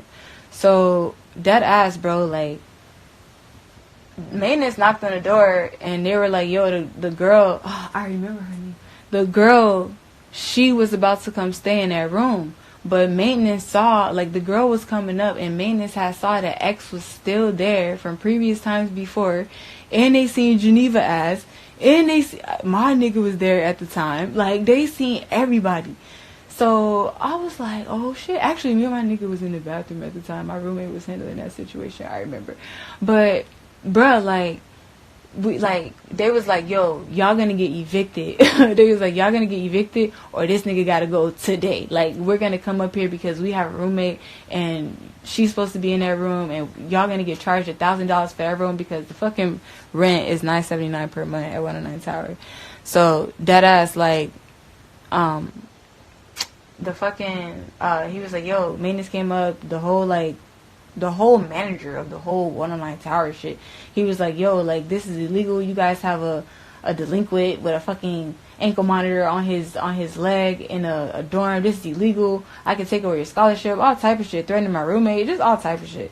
So X was like, yo, he was like, X was supposed to live with me for 3 months. Like I told y'all. It wasn't really supposed to be 3 months. It was supposed to be however long he needed, more so to get into his house, but he said it wasn't going to be that long. So he told me like a month or 2. So I'm like, okay, like, that's decent. It just so happened to be that because he got into a big ass situation. So he's staying with me. I mean, maintenance came up and fucking they told me he got to leave. And I'm like, all right, X had bought a house in North Miami Beach. So I'm like, okay, like, he got the house. Of course, we got to get the keys to the house, and we also have to get his address changed legally from my address to his new address in North Miami. So I'm like, okay, this is good. You know what I'm saying? I was like, we're getting somewhere. I was like, it doesn't matter because you guys are leaving, and we could all be like the best of friends after this. I was like, after you guys get the fuck out. I was like, because there's too much shit going on. You know what I'm saying? Like, we was big chilling at that point in time, but still more so, like, my maintenance was coming at us, at me and Courtney, because we had them illegally staying with us, and the roommate was coming to stay because she obviously wanted to have her damn college experience. Like, what the fuck is that like? It just so happened that she walked in and Xxxtentacion is staying, you know, in her dorm. So it's like, it was just wild, you know? So, you know, we got the keys. Actually, we didn't even get the keys to North Miami. We had to wait because it was, I think that was on, if I recall, I want to say Hurricane Matthew was towards, I don't fucking remember. That shit was maybe on a weekday. It was October 5th, 6th, 2016. It was somewhere between there. It's somewhere near the weekend, I remember, because the parole officer is closed on the weekdays. I mean, on the weekends. So we had to go to her office on a weekday. So it was the weekend when maintenance had came up. I want to say it was Sunday. I really don't fucking remember, but I want to say it was Sunday or some shit like that. And we had to wait till Monday. I think it was a day. Like, maintenance came up that day, and then we had to fucking, like, go the next day to change his address to the next address so they could go live at the next house. So we did that, and that ass, like, on my mama, it was Hurricane Matthew time. Everybody was evacuating. Like I said, 109 Tower is right across the street from FIU. That's Flagler over there by 109th Avenue. So y'all know it's a big ass like Walmart over there. You know, it's like a lot of shit over there. It's pretty nice. It's nice. But obviously, if it's hurricane time, all the gas stations and shit is packed up. Everything, ain't no water, ain't nothing. Ain't nobody got no time to get nothing because we trying to get situated. So I'm like, yo, I'm not trying to stay in this high rise. I need to pack my stuff, and I need to go to my mom's house. And I wanted Courtney to come with me, but my mom and Courtney didn't have the best relationship, so, you know, my mom wouldn't be feeling it. But then again, if it's a Category 5, who the fuck gonna let anybody stay in, you know, out in the streets in a Category 5 hurricane? Like, you need to find shelter. So that's what the fuck I did. I was packing my shit to come back to Broward. We had to get X's address changed from my house to his house, and that's what we were doing. Me, Courtney, and his manager at the time, we drove to Broward. We drove all the way from Miami to Broward, downtown Broward, and me and Courtney waited in the car. His manager went up there and handled all the situations with changing his address from North Miami. And I told y'all my mom lived in Broward. So I was going to go to my mom's house. I had already packed my stuff. Courtney was going to stay at the house in Miami. She was going to go back and she was going to take X and Geneva and the manager back to his new house. And I was going to be dropped off at my mom's house. So we went to my mom's house for the pit stop, obviously, to drop my stuff off. And I was going to stay, obviously. But then the manager and Courtney was like, nah, come. They was like, come, Sonny, because this is going to be your last time seeing X until the hurricane over. And, you know, da-da-da. And I'm like, you know, that's right. So anyways, when we left, like, basically when we left the house, I looked at Geneva, like, I gave her this, like, she looked at me weird. She looked at me weird as hell. And it's like, it was like a girl, like a woman, like, it's dead ass. She told me it was mother's intuition, and I got that because I have that no matter what, like, because obviously, like, I'm a mom, but, you know, I'm gonna be a mom, whatever. But it's like, it's just like, she was like, yo, like, I seen you look at me, and I dead ass gave you a look. And I, like, when I walked out, I was like, yo, y'all don't do nothing I wouldn't do. I was like, we just gonna change the address, and we're gonna come back and get y'all, and we're gonna take her to the house, and that's it. You know what I'm saying? Like, that was it. So, literally, we drove to Broward, we changed the address. It's broad daylight outside, it's early. We go to my mom's house, drop my stuff off. I didn't want to come back and make that drive back to Miami. I told Courtney no. But she was like, nah, like, come on. I was like, damn, alright, I'm gonna slide, fuck it. So, I slid. And then we left. We went back to the house, and we walked through the door, and the first thing his manager said was, oh shit. And Courtney walked in second, and she was like, oh my God, I remember this shit like it was yesterday. And I walked in, and I saw Geneva's fucking face. I walked in, and they opened the door, and I saw her face. Bro. I walked out 2 seconds after that because I couldn't look at her face. I couldn't even look at her, bruh. Like, I couldn't even look at her. Like, her shit was huge. Her entire face was fucking huge. Her shit was the size of a fucking pumpkin with, like, super implants. Like, her shit was, like, stupid fat. I was like, oh, like, bruh. Like, I was lost for words. I had to walk out. I threw up right in my mouth. I had to swallow my shit. Like, a bitch couldn't even swallow that pill, you know, like, cause her face was so fucked up. Like, he had beat her so bad, and I was looking at her like, damn, you know, like, so, I think I called my best friend at the time, and I was like, I didn't even know who the fuck to call, bro. I was like, should I call 911? Like, should I call the police? Like, what the fuck should I do, bro? Like, I don't know what to do right now because, like, what the fuck? Like, look at her face. Like, what if they put this shit on me? You know what I'm saying? Like, I don't even know. Like, I've been telling this is too much shit. Like, hell nah. So, I get back together. My roommate's calling me. Courtney calling me. They calling me. I go back in there. And, I just see her, bro. And I'm just like, what the fuck? So, I talk to X.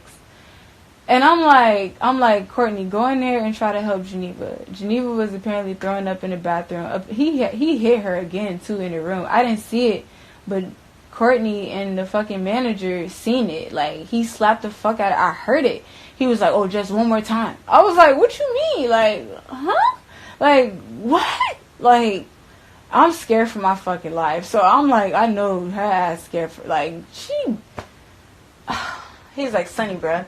If you would have gave me 5 more minutes, bruh, she would have been a dead corpse in your bed, bruh. I was like, what? Like, instantly, I was out the fucking window. My whole roof was gone. I was like, okay, psychotic. I gotta go. Like, don't have the time for this shit. Like, I left these niggas in my room because I told y'all the roommate, the new girl who had came to get that room they was staying in was already in that room. Or she was moving in, but she didn't move in yet. She was moving her stuff in. So they were like locked up in my room, basically. Me and Courtney's room.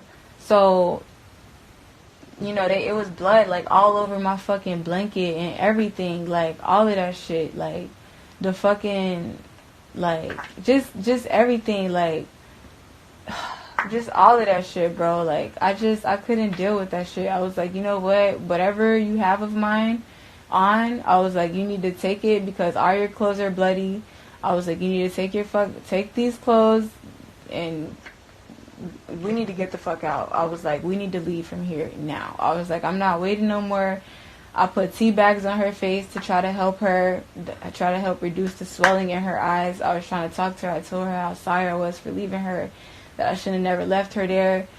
X was just on some next level shit. I didn't want to talk to him and his fucking album. I forgot the name of the fucking album. 17, I think it says. I don't know, but that song Carry On, bruh, that shit, the whole fucking song is about the whole situation that happened in Miami, and niggas don't fucking know. Y'all so fucking stupid. Y'all think y'all know everything. That whole song is literally me telling him, like, more so or less, bruh, like, you fucked up, bruh. Like, this is a terrible situation, bruh. That's all I kept saying to him when we were in that house. Like, he wasn't talking to Courtney. He was like, bruh, I fucked up, Sonny, bruh. This is bad, huh, Sonny? This is bad. I was like, bruh, this is terrible, bruh. I was like, you fucked up. Like, you fucked up. Like, this is bad. This is bad. Like, I couldn't say no more than that. Because what else can you say, bruh? Like, what the fuck else can you say? There's nothing to be said at that point in time. Not a fucking thing. So, I'm like, we gotta go. Like, I'm not dealing with this. I'm taking their ass to this new house. We done got this fucking address. Me and Courtney about to go back to Broward. We dropping you, her, and his fucking manager off. And we're leaving. We're out. And that's exactly what the fuck happened. We dropped their ass off. And I was like, be good fucking riddance. You know what I'm saying? Like, I'm done with y'all ass. Like, I don't have time for this. Because y'all not doing shit for me. You know what I'm saying? I didn't got damn near evicted for y'all. I got to pay $1,000 because y'all was just standing in that room. X talking about, oh, I'm going to help you pay this. I'm going to help you pay that. Bitch, I ain't get a dime from him. So I was like, honestly, like, I'm going to pay this shit. Me and Courtney got that shit situated. You know what I'm saying? We was trying to scramble shit to pay that shit. We got that shit situated. You know what I'm saying? He went to his new house. We dropped him off in that house. I have videos of that shit too, literally, like the last time. And that was it. I made a Snapchat. That shit is still saved in my fucking phone. Like, just like that. So, after that, like, I can't even lie, bro. This shit is crazy because this story is out. And this is my last time. This is my first and last time ever saying this shit. And I'm done. But yeah, like, that shit definitely fucking happened. You know what I'm saying? It definitely, more than definitely happened. The situation is super traumatic, and it's very sad because Jase's not here because he fucking died. I don't appreciate the people who took his life. I don't appreciate, you know, the fact that he had to die the way he died, bro. He shouldn't have died like that. And nobody shouldn't have did that to him, bro. Like, everybody deserves another chance, bro. Everybody deserves a chance to live, bro. No other human being should take your life. So that shit, it hurt me. But at the same time, when I found out the news about Jase, I shedded a tear. I shedded a few tears, bro. I called DJ Lisette and make sure she was straight, and I called Geneva, and Geneva sounded like she was straight. I FaceTimed her, and I made sure they both was fucking straight. Anyways, let me finish this fucking story. After I dropped their ass off to Miami, when me and Courtney dropped all of them off to Miami, the three of them, Geneva, the manager, and X, we fucking went to Miami. I'm chilling at my homeboy house. You know, I'm going back to Broward, so I'm chilling. I go to my mom's house, but I ain't really trying to be there. It's my mom's house. So I go to my friend's house because I'm from Broward. I'm not chilling at my mom's house in a fucking hurricane. I'm going to my friend's house. So I go to my friend's house, and deadass, like, we over there chilling. X called me on the phone. He's like, yo, you seen Geneva? And I'm like, excuse me? What did you say? What? He was like, son, you seen Geneva? I'm like, bruh, hell no. What the fuck you mean did I see Geneva? Like, what do you mean did I see her? He's like, bruh, like, she not here. I'm like, what you mean she not there? I just dropped your ass off a couple hours ago. What the fuck do you mean she not there? And he was like, bruh, like, I looked everywhere around the house. She gone. She not here. And I was like, okay, well, let me tell you two things. I was like, two things can happen in this situation. He was like, you think she gonna say something? You think where she went? You think she gonna say something? I was like, listen, let me tell you something. I was like, you fucked up her face. Let me tell you something. You fucked that girl face up, bruh. She almost died, bruh. That girl, she couldn't see out of both of her eyes. Both of her eyes were purple. Both of them. So I was like, bruh, like, there's no way. You know what I'm saying? Like, that ass, there's no way. I was like, bruh, there's no way. What the fuck am I saying? I'm like, there's no way, like, she not gonna go call the police. You know what I'm saying? Or somebody not gonna see her. I was like, you fucked up her face really bad, y'all. I was like, so I don't know what to tell you. Like, I ain't see her. You know what I'm saying? I don't know where the hell her ass went from that point. And me and Geneva, like I said, we weren't close, so I didn't have her number like that. Her and X more so had the same number because he didn't allow her to talk to no other niggas, especially if they was together. Like, she was obviously doing that shit on the side. She was cheating on him on the side, so she did it on the side. So I ain't have no way of contacting her. You know what I'm saying? I didn't have her social media like that. I just knew that she was living with me type shit, and that was it. Like, we weren't friends. I was just trying to help their ass out, me and Courtney. So he was like, yo, Sonny, like, I don't know what to do, da-da-da. I was like, bruh, like, I don't know. He's like, I think she escaped out the kitchen, because in their house, like, it was a really skinny, narrow, like, hallway for the kitchen, and the refrigerator was, like, blocking it and shit. So if, like, she opened the refrigerator door more so, she could have snuck out and opened that, like, the back door of the kitchen, like, really quietly, and snuck out, and that's exactly what the fuck she did. So she snuck out, and she went to get help from somebody, you know, and the next day he got arrested. And he fucking didn't get out of jail till March. And all his jail calls and shit, a lot of those jail calls, like, he was fucking calling me, talking to me, oh, you didn't tell nobody, this, have you told anybody? I'm like, bro, why would I tell somebody? Like, what the fuck, why would I do that? I was like, I've been holding shit down for so long, why would I go ahead and tell somebody now? Like, what the fuck do you mean? Did I not, huh? I'm like, bro, like, what's up with you? Like, why you always questioning me like this? You know what I'm saying? Making it seem like I'm not holding you down while I'm the only one that's holding you down. Like, I've been calling these members only niggas when you've been hitting this bitch, and it's like, none of them coming for the rescue, bro. I'm the only one here, bro. Like, what the fuck? Me and Courtney the only one here. Me, Courtney, and his manager, dog. I have to give it to his manager, bro. That's why I ain't got no beef with, bro. I don't know if he got beef with me, and I don't give a fuck. Because at the end of the day, I give it to him, bro. We was the only ones holding him down. Me, him, and fucking Courtney, bro. So I was like, bro, what's up with you? And DJ Lisette, you know what I'm saying? Like, he was like, yo, I'm not cool with my mom. I don't talk to his mom. Even his manager at the time was telling me that he wasn't fucking close to his mom. My ex-boyfriend at the time was telling me, yo, he not cool with his mom. Like, and ain't no Cleo at the time. I didn't know her. So, I'm not your mom. I'm not going to talk to nobody, mom. I'm nobody's mom. You know what I'm saying? I'm my own fucking person, bro. I was 21 something at the time, bro. I don't have 20, I think, at the time. I don't have time for that shit. You know what I'm saying? I really don't. So, what happened, bro? Where am I going? Okay. So after he called me, he was like, yo, did you see her? I was like, nah, you know, she out, bro. Like, I don't know. A nigga got arrested. All the members told me. He called me from jail. He was asking me, you know, was I saying shit to anybody? And I was like, bro, I'm holding this shit down for you. You know what I'm saying? That whole time he got out, that whole time he was in jail, like, I ain't gonna lie, for a month, he ain't talked to me in jail. And I was wondering, I was like, yo, what's up with X? I was like, why he not calling me? And, like, when he eventually called me, it was DJ Lisette that was on the phone. It was a 3-way call from jail. Obviously, you gotta call to call. He had to call somebody, and they got to call me. So he called DJ Lisette, and DJ Lisette called me, and I was like, yo, X. He's like, yo, Sonny, bro, what the fuck? I've been hearing all type of shit. And I'm like, what you mean? What you been hearing? And he's like, bro, niggas telling me all type of shit. Niggas telling me, you know, I need different friends, and you telling them one thing. I'm like, bro, first of all, you got shit twisted. I was like, you got shit way twisted.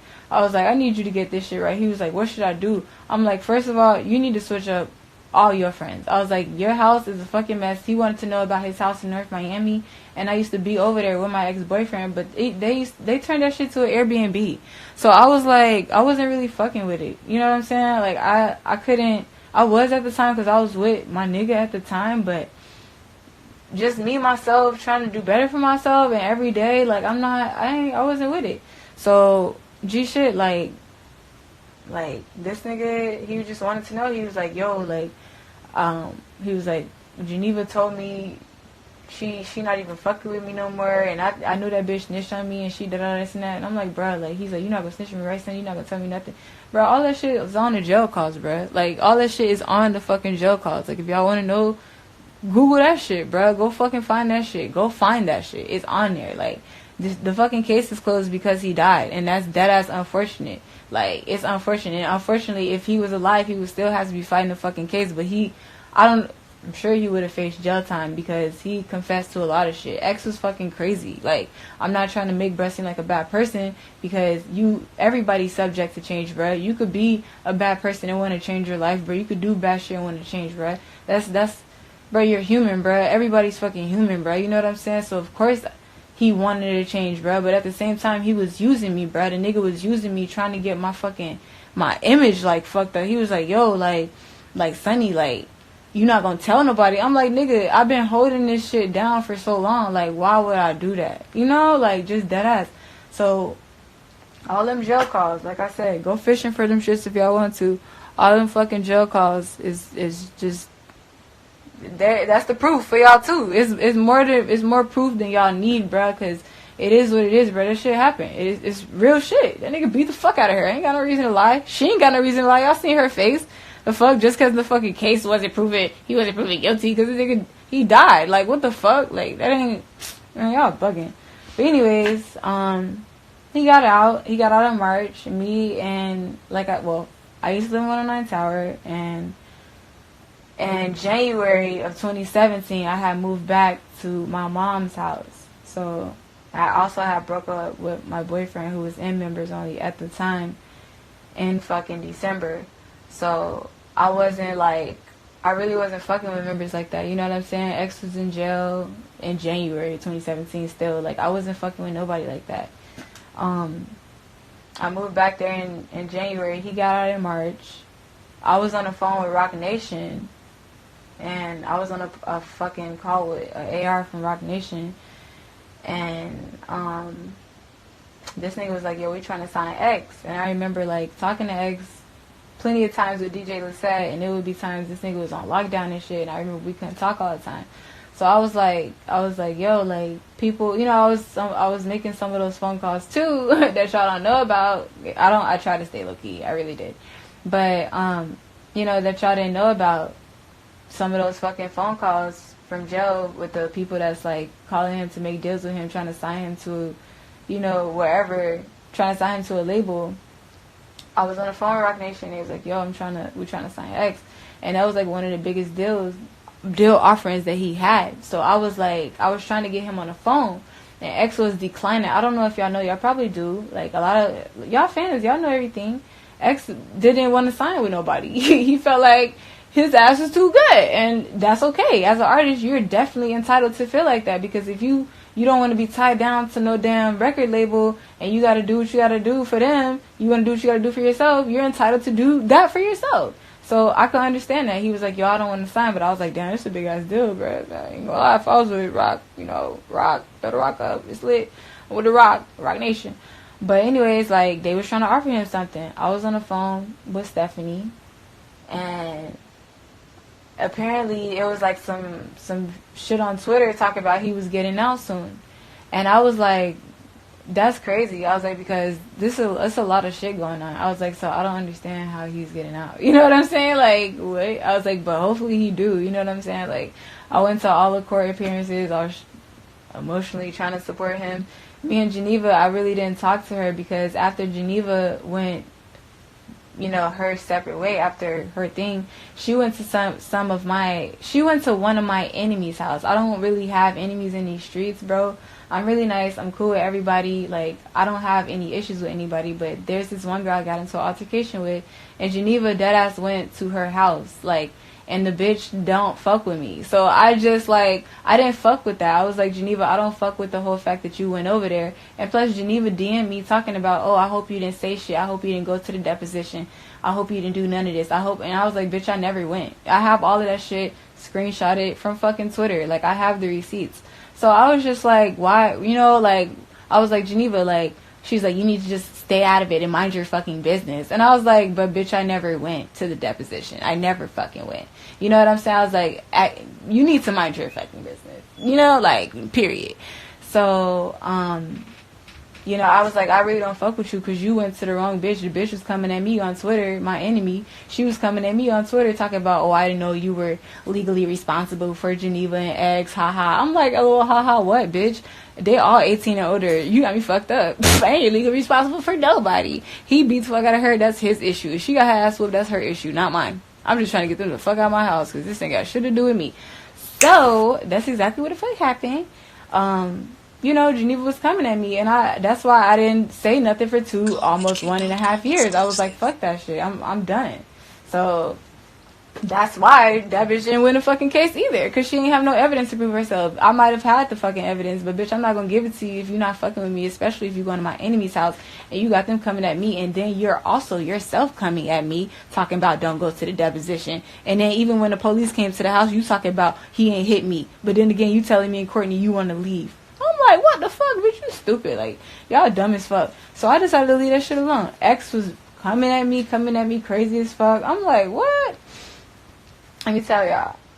Fucking, we got out in March. I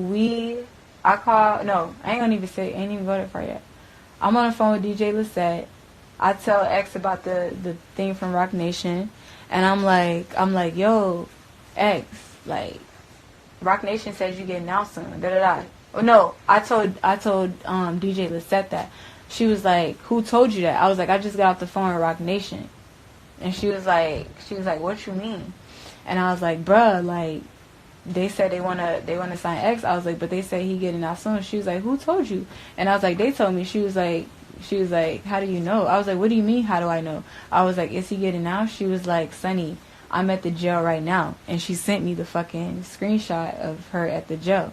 So I was like, okay. She was like, I'm going to send you to Addie. She's like, I wanted to tell everybody. I remember this shit like it's yesterday. She's like, I wanted to tell everybody but you, but he asked me not to tell nobody. She's like, I didn't even want to tell, like, remember, she's like, the first person I wanted to tell was you. So I was like, what the fuck? I was like, what? Like, what you mean? He getting out. So then, I go, she sent me the location. I go to him. We meet up in Pompano. We go to his mom's house. I meet Cleo for the first time. I meet them. They're all, you know, so sweet, very nice. It's X's first time getting out of jail, so everybody's just celebrating him getting out of jail. Everybody's just emotionally trying to support him. He was like, he got out. The fader, I think he had the fader with him. They were recording. They will never release this tape, though, because, like I said, I am in it, and this is real. This is the real truth. He was supposed to release the Look At Me video with the whole casket shit, and we were making ideas and all of that shit, and X deadass switched on me from that point. The minute he got out of jail, he switched on me from that point. Like, literally. I was like, okay, like, I see how you want to play this. So, when he got out, the last time I seen him is literally when he got out of jail, when I dropped him off to his mother's house. That was it. Like, that was it. Like, me, Steph, fucking DJ Lisette, and I had a friend with me that drove with me at the time that was with me. So we all drove and we went to his mom's house, and we were there. She cooked for him. It was beautiful. Like, she was just like, you know, like, I'm just so glad you're home and stuff like that. And I was like, you know, this is great. I was like, what are you gonna do next? Everybody was wondering, like, what's next, you know? And he had like his people there trying to work with him and trying to get his image up and shit like that, trying to work with him. So it was a sight to see. I was like, damn, you know what I'm saying? X, like, you really got to be focused now. He was like, yeah, I'm not on house arrest no more. Like, I'm on, I think he was on trial or whatever. He still had a court date, but he was good. Like, he could do shows and shit. That's when he started doing a revenge tour.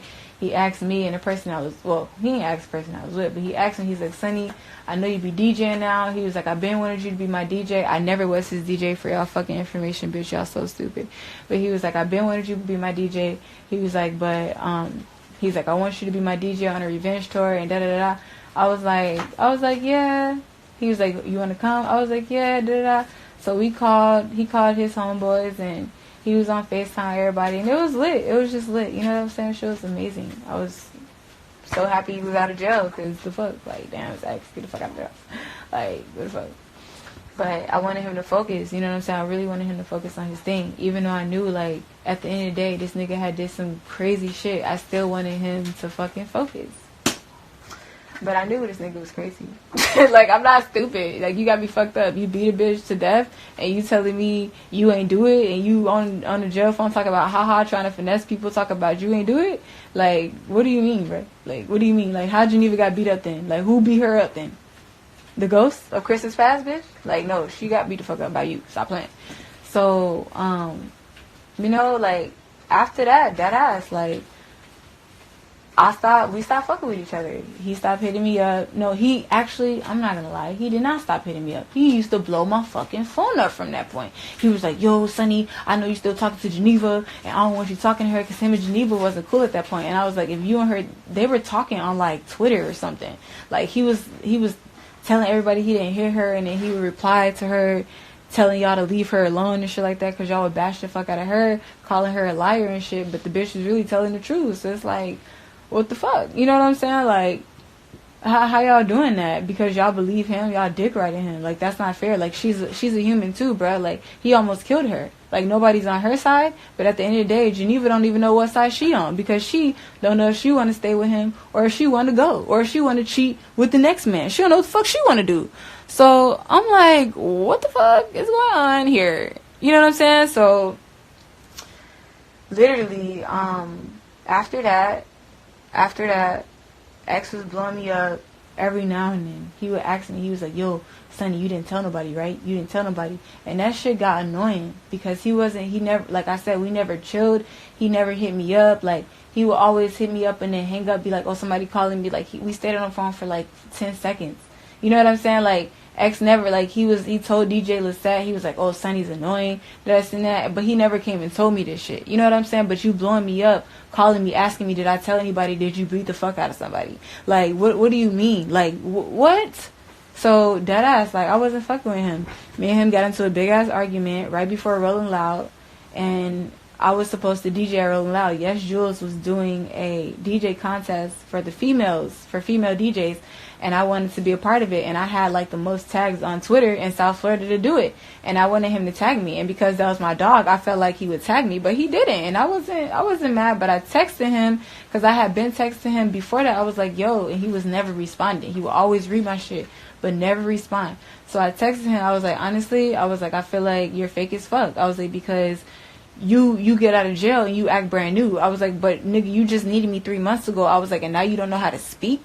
I was like, I'm not on that fugazi shit. I was like, the fuck is this? Like, you need to get your mind right. He was like, he was like, you just want me for my money and my fame. I'm like, nigga, what? Are you stupid? I was like, I could have took mad videos of us in this fucking house, and you in my house in fucking Miami. I was like, I don't have any extra shit like that ain't with this case, bruh. I don't have any of that shit, because I tried to give this man any privacy he had. I tried to give him the time he needed to do what he needed to do, but I couldn't, because he was fucking beating Geneva. So I'm like, what do you mean, nigga? Like, he was like, yo, I gave you and Courtney $100. I'm sorry, he gave me and Courtney $100 for grocery money, and he was like, go grocery shopping with that.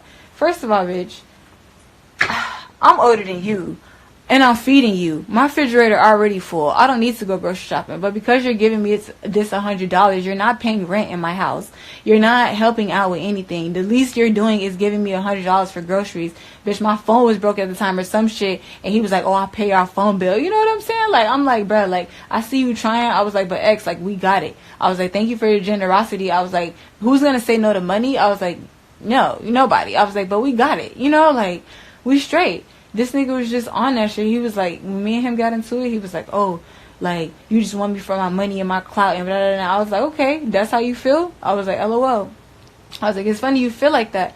I was like, but all your niggas, it's funny that you feel like that, but nobody was there for you when you needed them the most. When you was crying out help, it was only us in that fucking room, bruh. I was like, it's only been us this whole time, bruh. I was like, and you needed us. I was like, but now all of a sudden you need your niggas. I was like, and even when you was by yourself, bruh, I told you, I asked them, I called them. I was like, none of them niggas really came, bruh. Only they came once or twice, bruh. It was friends here and there. Nobody ever came every day to come check on this nigga, to come be with this nigga, except his manager type shit. If y'all really his fans, why the fuck y'all not with him?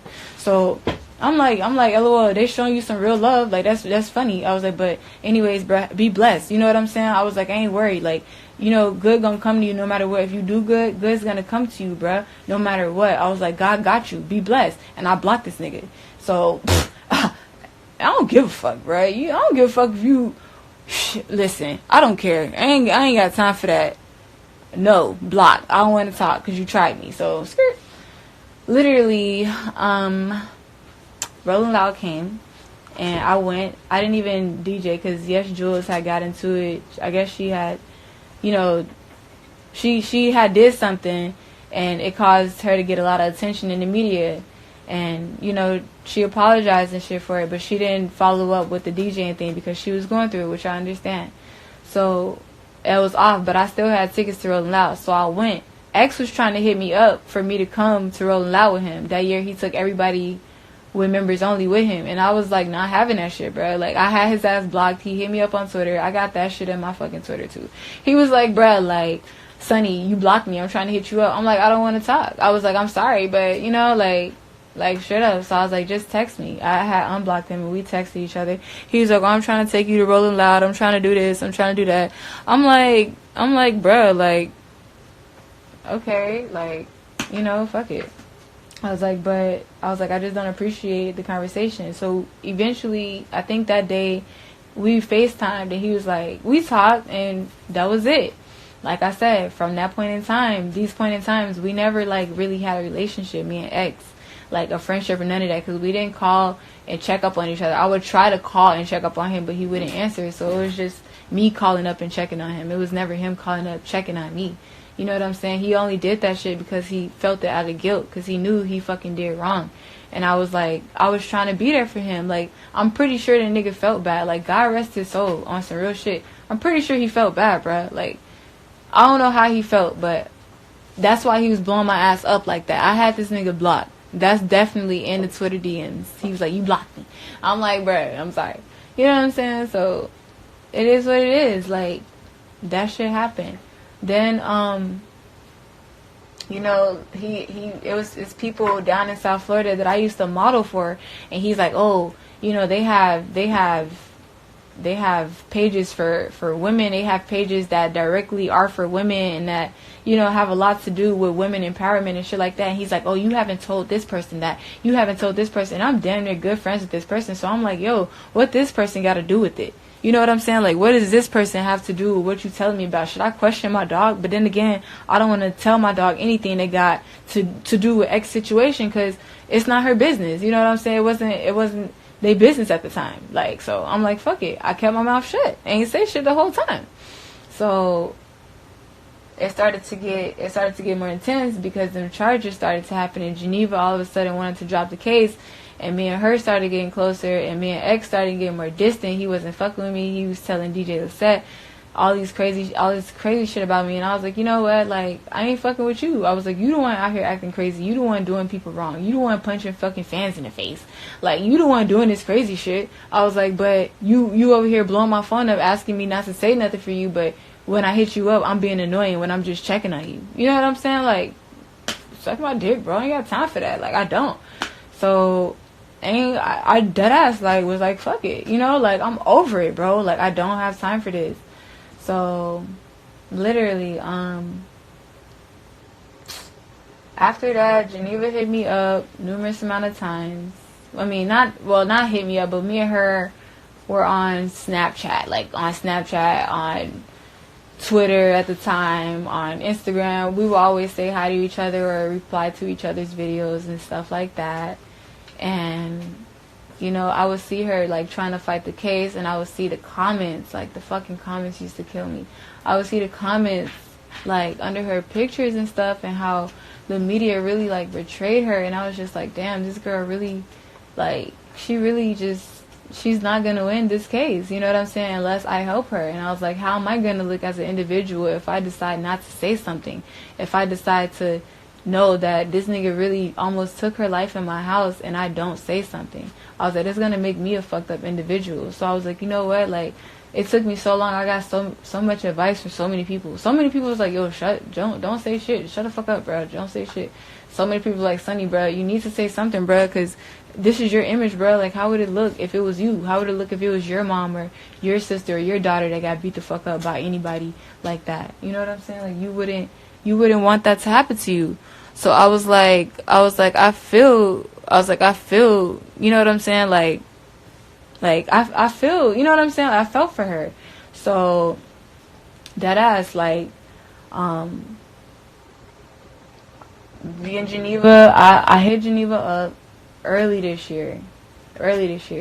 People, I'm gonna tell y'all, people started coming up to my job, and not coming up to my job like coming at me, but people were shopping and they started to notice me. They were like, yo, you're Sunny for Shine, you be in the X videos. Because when X got out, like, I was with him when he had those few parties that he had, when he had like the whole fucking riot in Miami. Like, I got all them videos, bitch. I was there doing the whole shit. Like, bitch, shit was lit. But we was with each other, you know what I'm saying? So niggas was like, yo, but then he was like, yo, this is the girl, this is the girl that knows about the case. I was like, what?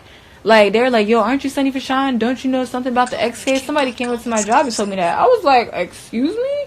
So then at that point, I felt like I had to get a lawyer. I was like, you know what? I need to get a lawyer because I need to be able to protect myself at all times. Like, well, another lawyer. You know what I'm saying? I was like, I need to get a lawyer on this case because I've never, you know, dealt with anything like this, and I'm not sure where this is going to go. You know what I'm saying? This nigga could say anything about me. He could try to defame my name, and I have to stand up for myself. I have to make sure I'm good.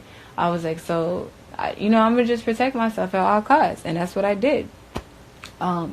Geneva hit me up. Me and her were talking, like I said, and I hit her up. I was like, yo, I need to talk to you. And she was like, about what? And I was like, I'm going to help you with your case. And I have, like I said, y'all, I got receipts of this too, if y'all want to know, if y'all want to see them. She was like, I want to help. I was like, I want to help you with your case. And she was like, oh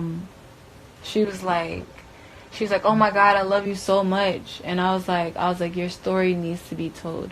I was like, this is too much. You know what I'm saying? I was like, I'm so sorry it had to be so long. And I was like, I have something to show you. You know what I'm saying? So I had evidence for Geneva that Geneva didn't even know about, that I had to show her. I had to get them shits copyrighted because I had the fucking evidence. And I told her, I was like, she asked me, she was like, Sonny, why would you wait 2 years? She was like, I understand why you want to help me. And she was like, he's going to feel like, he's going to know what it feels like to be a liar. Because that's when she changed her fucking Instagram name from Bloodsucker to Liar.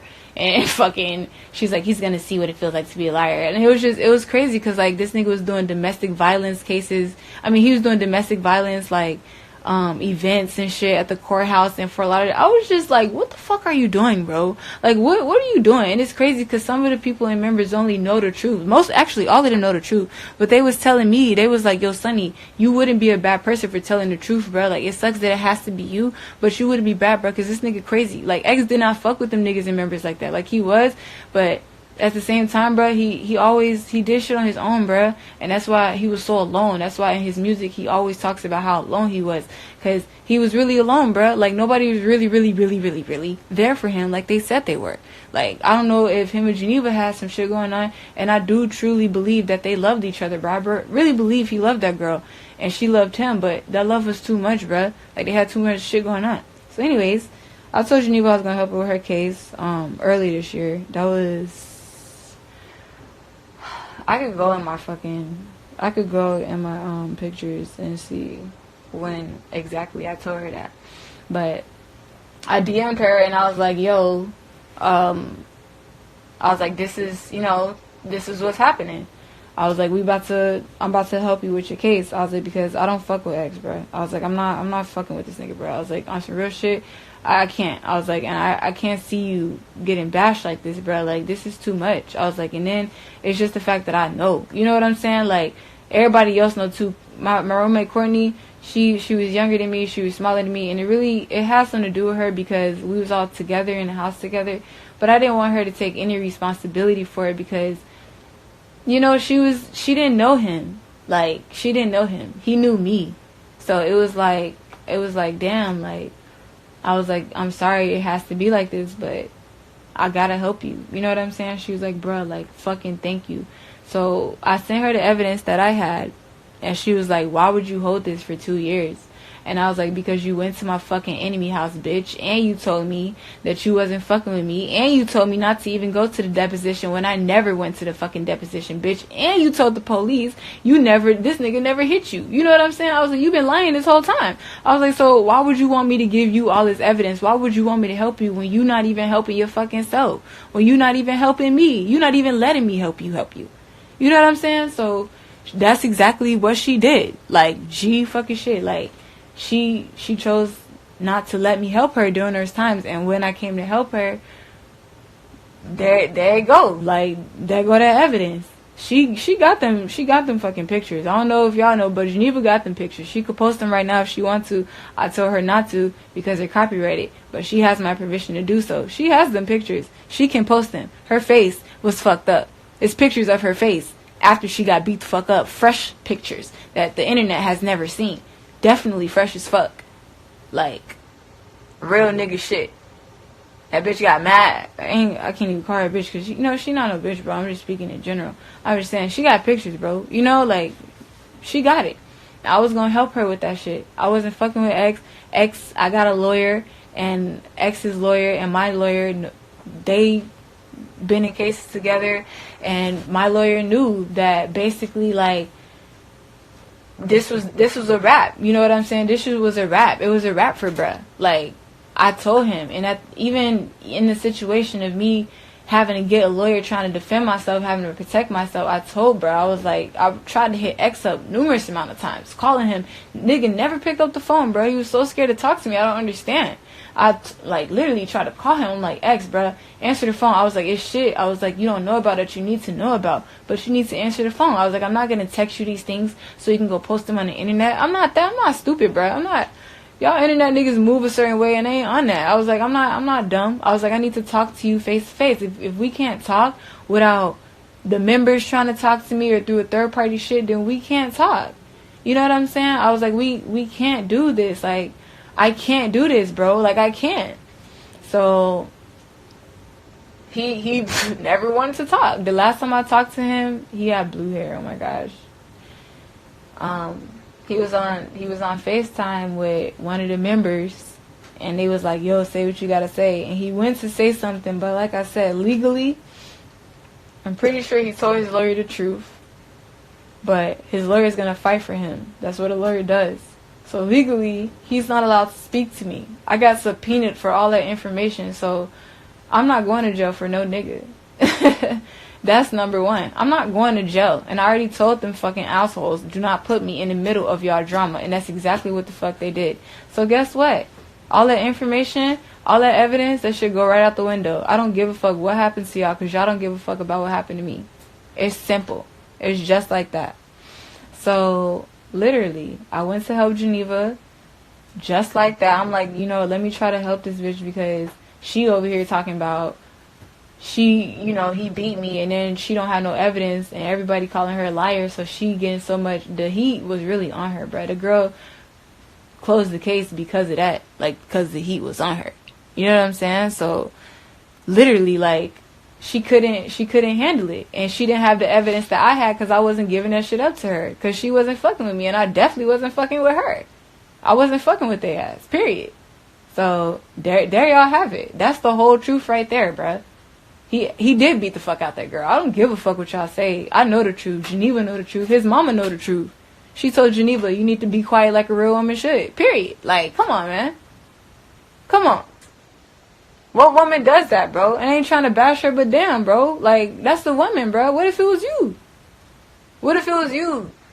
You know what I'm saying? Like, I don't condone no man hitting no woman. I don't condone fighting. I don't like fighting, bro. Like, all that energy. That's why I ain't saying shit to none of y'all people. I'm not arguing with y'all fans. I'm not doing that because that's a waste of energy. Y'all are wasting y'all time and y'all energy. If y'all want to know, y'all need to do y'all research. Of course y'all fans want to know, and of course it's people who are never going to say anything, but I'm sorry. I'm pretty ride or die, bruh, in the situation. But with this situation, bruh, I couldn't ride for that nigga no more. He wasn't riding for me, bruh. He wasn't even riding for himself. He was riding himself out every day. That say was lonely, bruh. He was alone. I felt for him, bruh. I prayed for him, bruh. Pray for that man every day, bruh. Just to make sure he was straight. Make sure his mind was straight.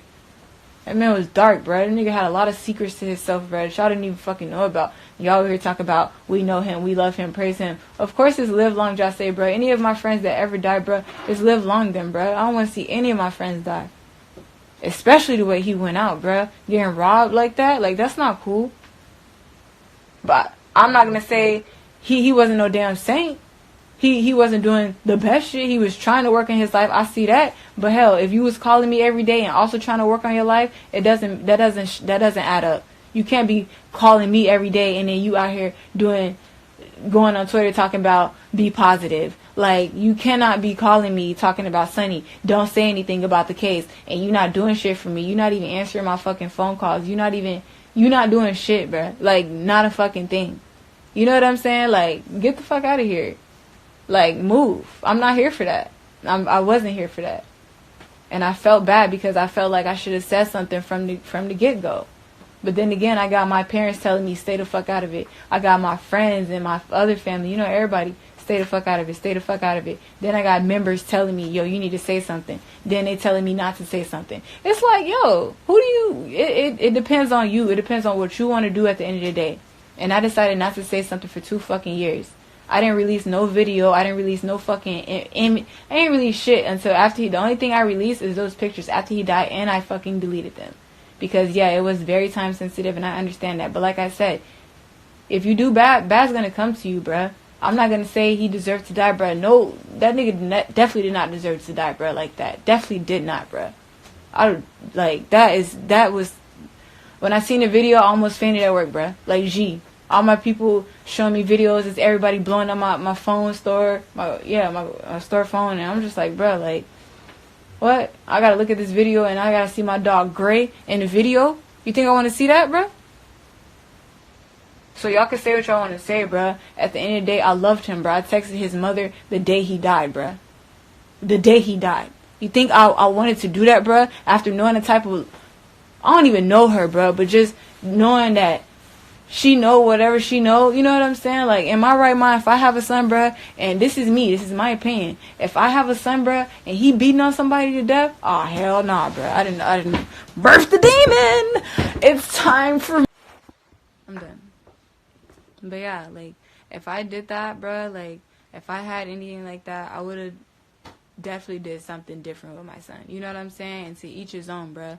To each his own. Like, everybody's different. I'm not going to judge her on how she raised her son or how anything. But Jase was looking for his mom. He was looking for her. He wanted to be with her, bruh. Like, he needed his mom. And I'm not his mom. I couldn't do everything she could do for him. I can't do none of that. So, I'm just done with the situation. I wish the best for everybody. Like, I'm so emotionally sorry for everything that's happened. Like, it's a terrible tragedy, bro. Like, I'm in a loss for words still. Like, I could barely play his music, and then, you know, it started to, like, this shit is just so crazy, bro. Like, I found myself just, you know, humming his songs sometimes, like, cause that was, at the end of the day, bro, the man, like, I fed this nigga, bro, like, I clothed this nigga, bro, I gave this nigga clothes, bro, like, he used my, like, this nigga, I gave him my toothpaste, gave him fucking tissue, bro, anything he needed, bro, you know what I'm saying, like, at the end of the day, bro, he was took off this earth, bro, from somebody that he wasn't supposed to be taken off this earth from, and I don't appreciate none of that shit. I don't appreciate the fact that he beat the fuck out of Geneva like that either. I don't appreciate the fact that we didn't have the best relationship and that we definitely could have worked on it. I tried to work on shit with X. All his family, his friends know what type of person he is, bruh. Or he was, you know? He was trying to change his life. Y'all can say that. That's fine. I guess he was trying to change his life. I seen him in the media trying to do good things. I seen it. I'm not going to lie. I give him his credit. I definitely seen it, you know? But at the same time, you calling me those same days, you in the media, and you telling me, Sonny, don't say shit. You need to fall off the face of the earth because Geneva just dropped her statement to, I think she dropped it to Pitchfork too. I think Geneva dropped her statement to Pitchfork that time, and she told her side of the story, and he called me that day. He was like, yo, everybody's going to be on your ass, so fall off the face of the earth. I'm like, what? I'm like, you got me fucked up. Then I went to California. I was like, I'm going to California, and I was planning on moving to Cali. I had stayed over there for a little while. So I was like, you know what, bitch, I'm out. He was like, yeah, good, stay in Cali. I'm like, you know, I might just stay in Cali. Shit, I just might. So literally, like, you know, like I said, it's a very sad situation. I'm done with this story.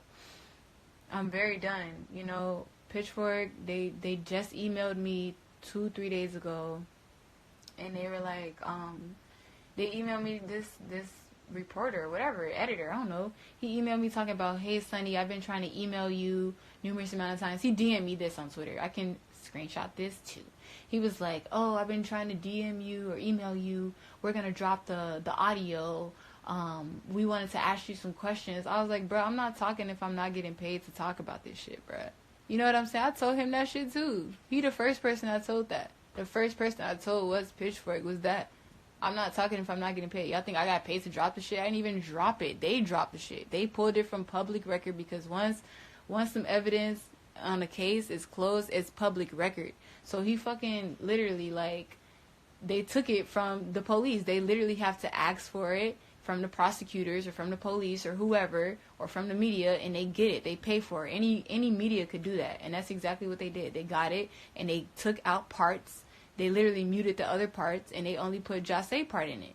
And that's what happened. I didn't know about it until I got off of work. I told y'all I read the whole article, and then I listened to it, but I ain't have to because, nigga, I know what the fucking audio says. And, you know, that happened. And then all of a sudden, this Dom is Live nigga trying to DM me talking about, I want to have a conversation with you. My answer, period, no matter what the conversation is about. If it ain't talking money, I don't want to talk. I don't want to talk to you, Dom. You bashed my name, and you had everybody send whatever the fuck over here to my page. Like, who are you to do that to me? You know what I'm saying? Like, you don't know me. You don't. You trying to, you know, like, literally throw salt on my name, bro. You don't know what I've been through. You don't even know me. You know what I'm saying? Like, you've never met me a day in your life. You want to know so much about a situation. You didn't even reply. If you want to know so much, instead of making a video, you could have double replied if you're that thirsty. But I guess, you know, LOL. So, anyways, I'm done with this whole situation. Y'all can say what y'all want to say.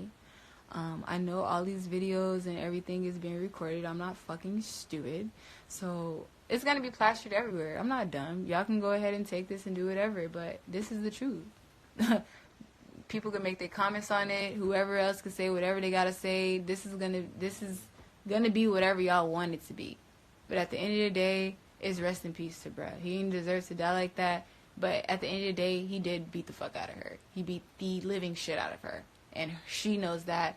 Everybody fucking knows that. Everybody who is in the house, they know it. All his real friends, the people who know. If you know, you know. If you don't, you don't. It's just like that. But that is the fucking truth. And I'm done. On the block like oons. Like oons. Like, yo, what is this nigga doing, bruh? This y'all favorite rapper?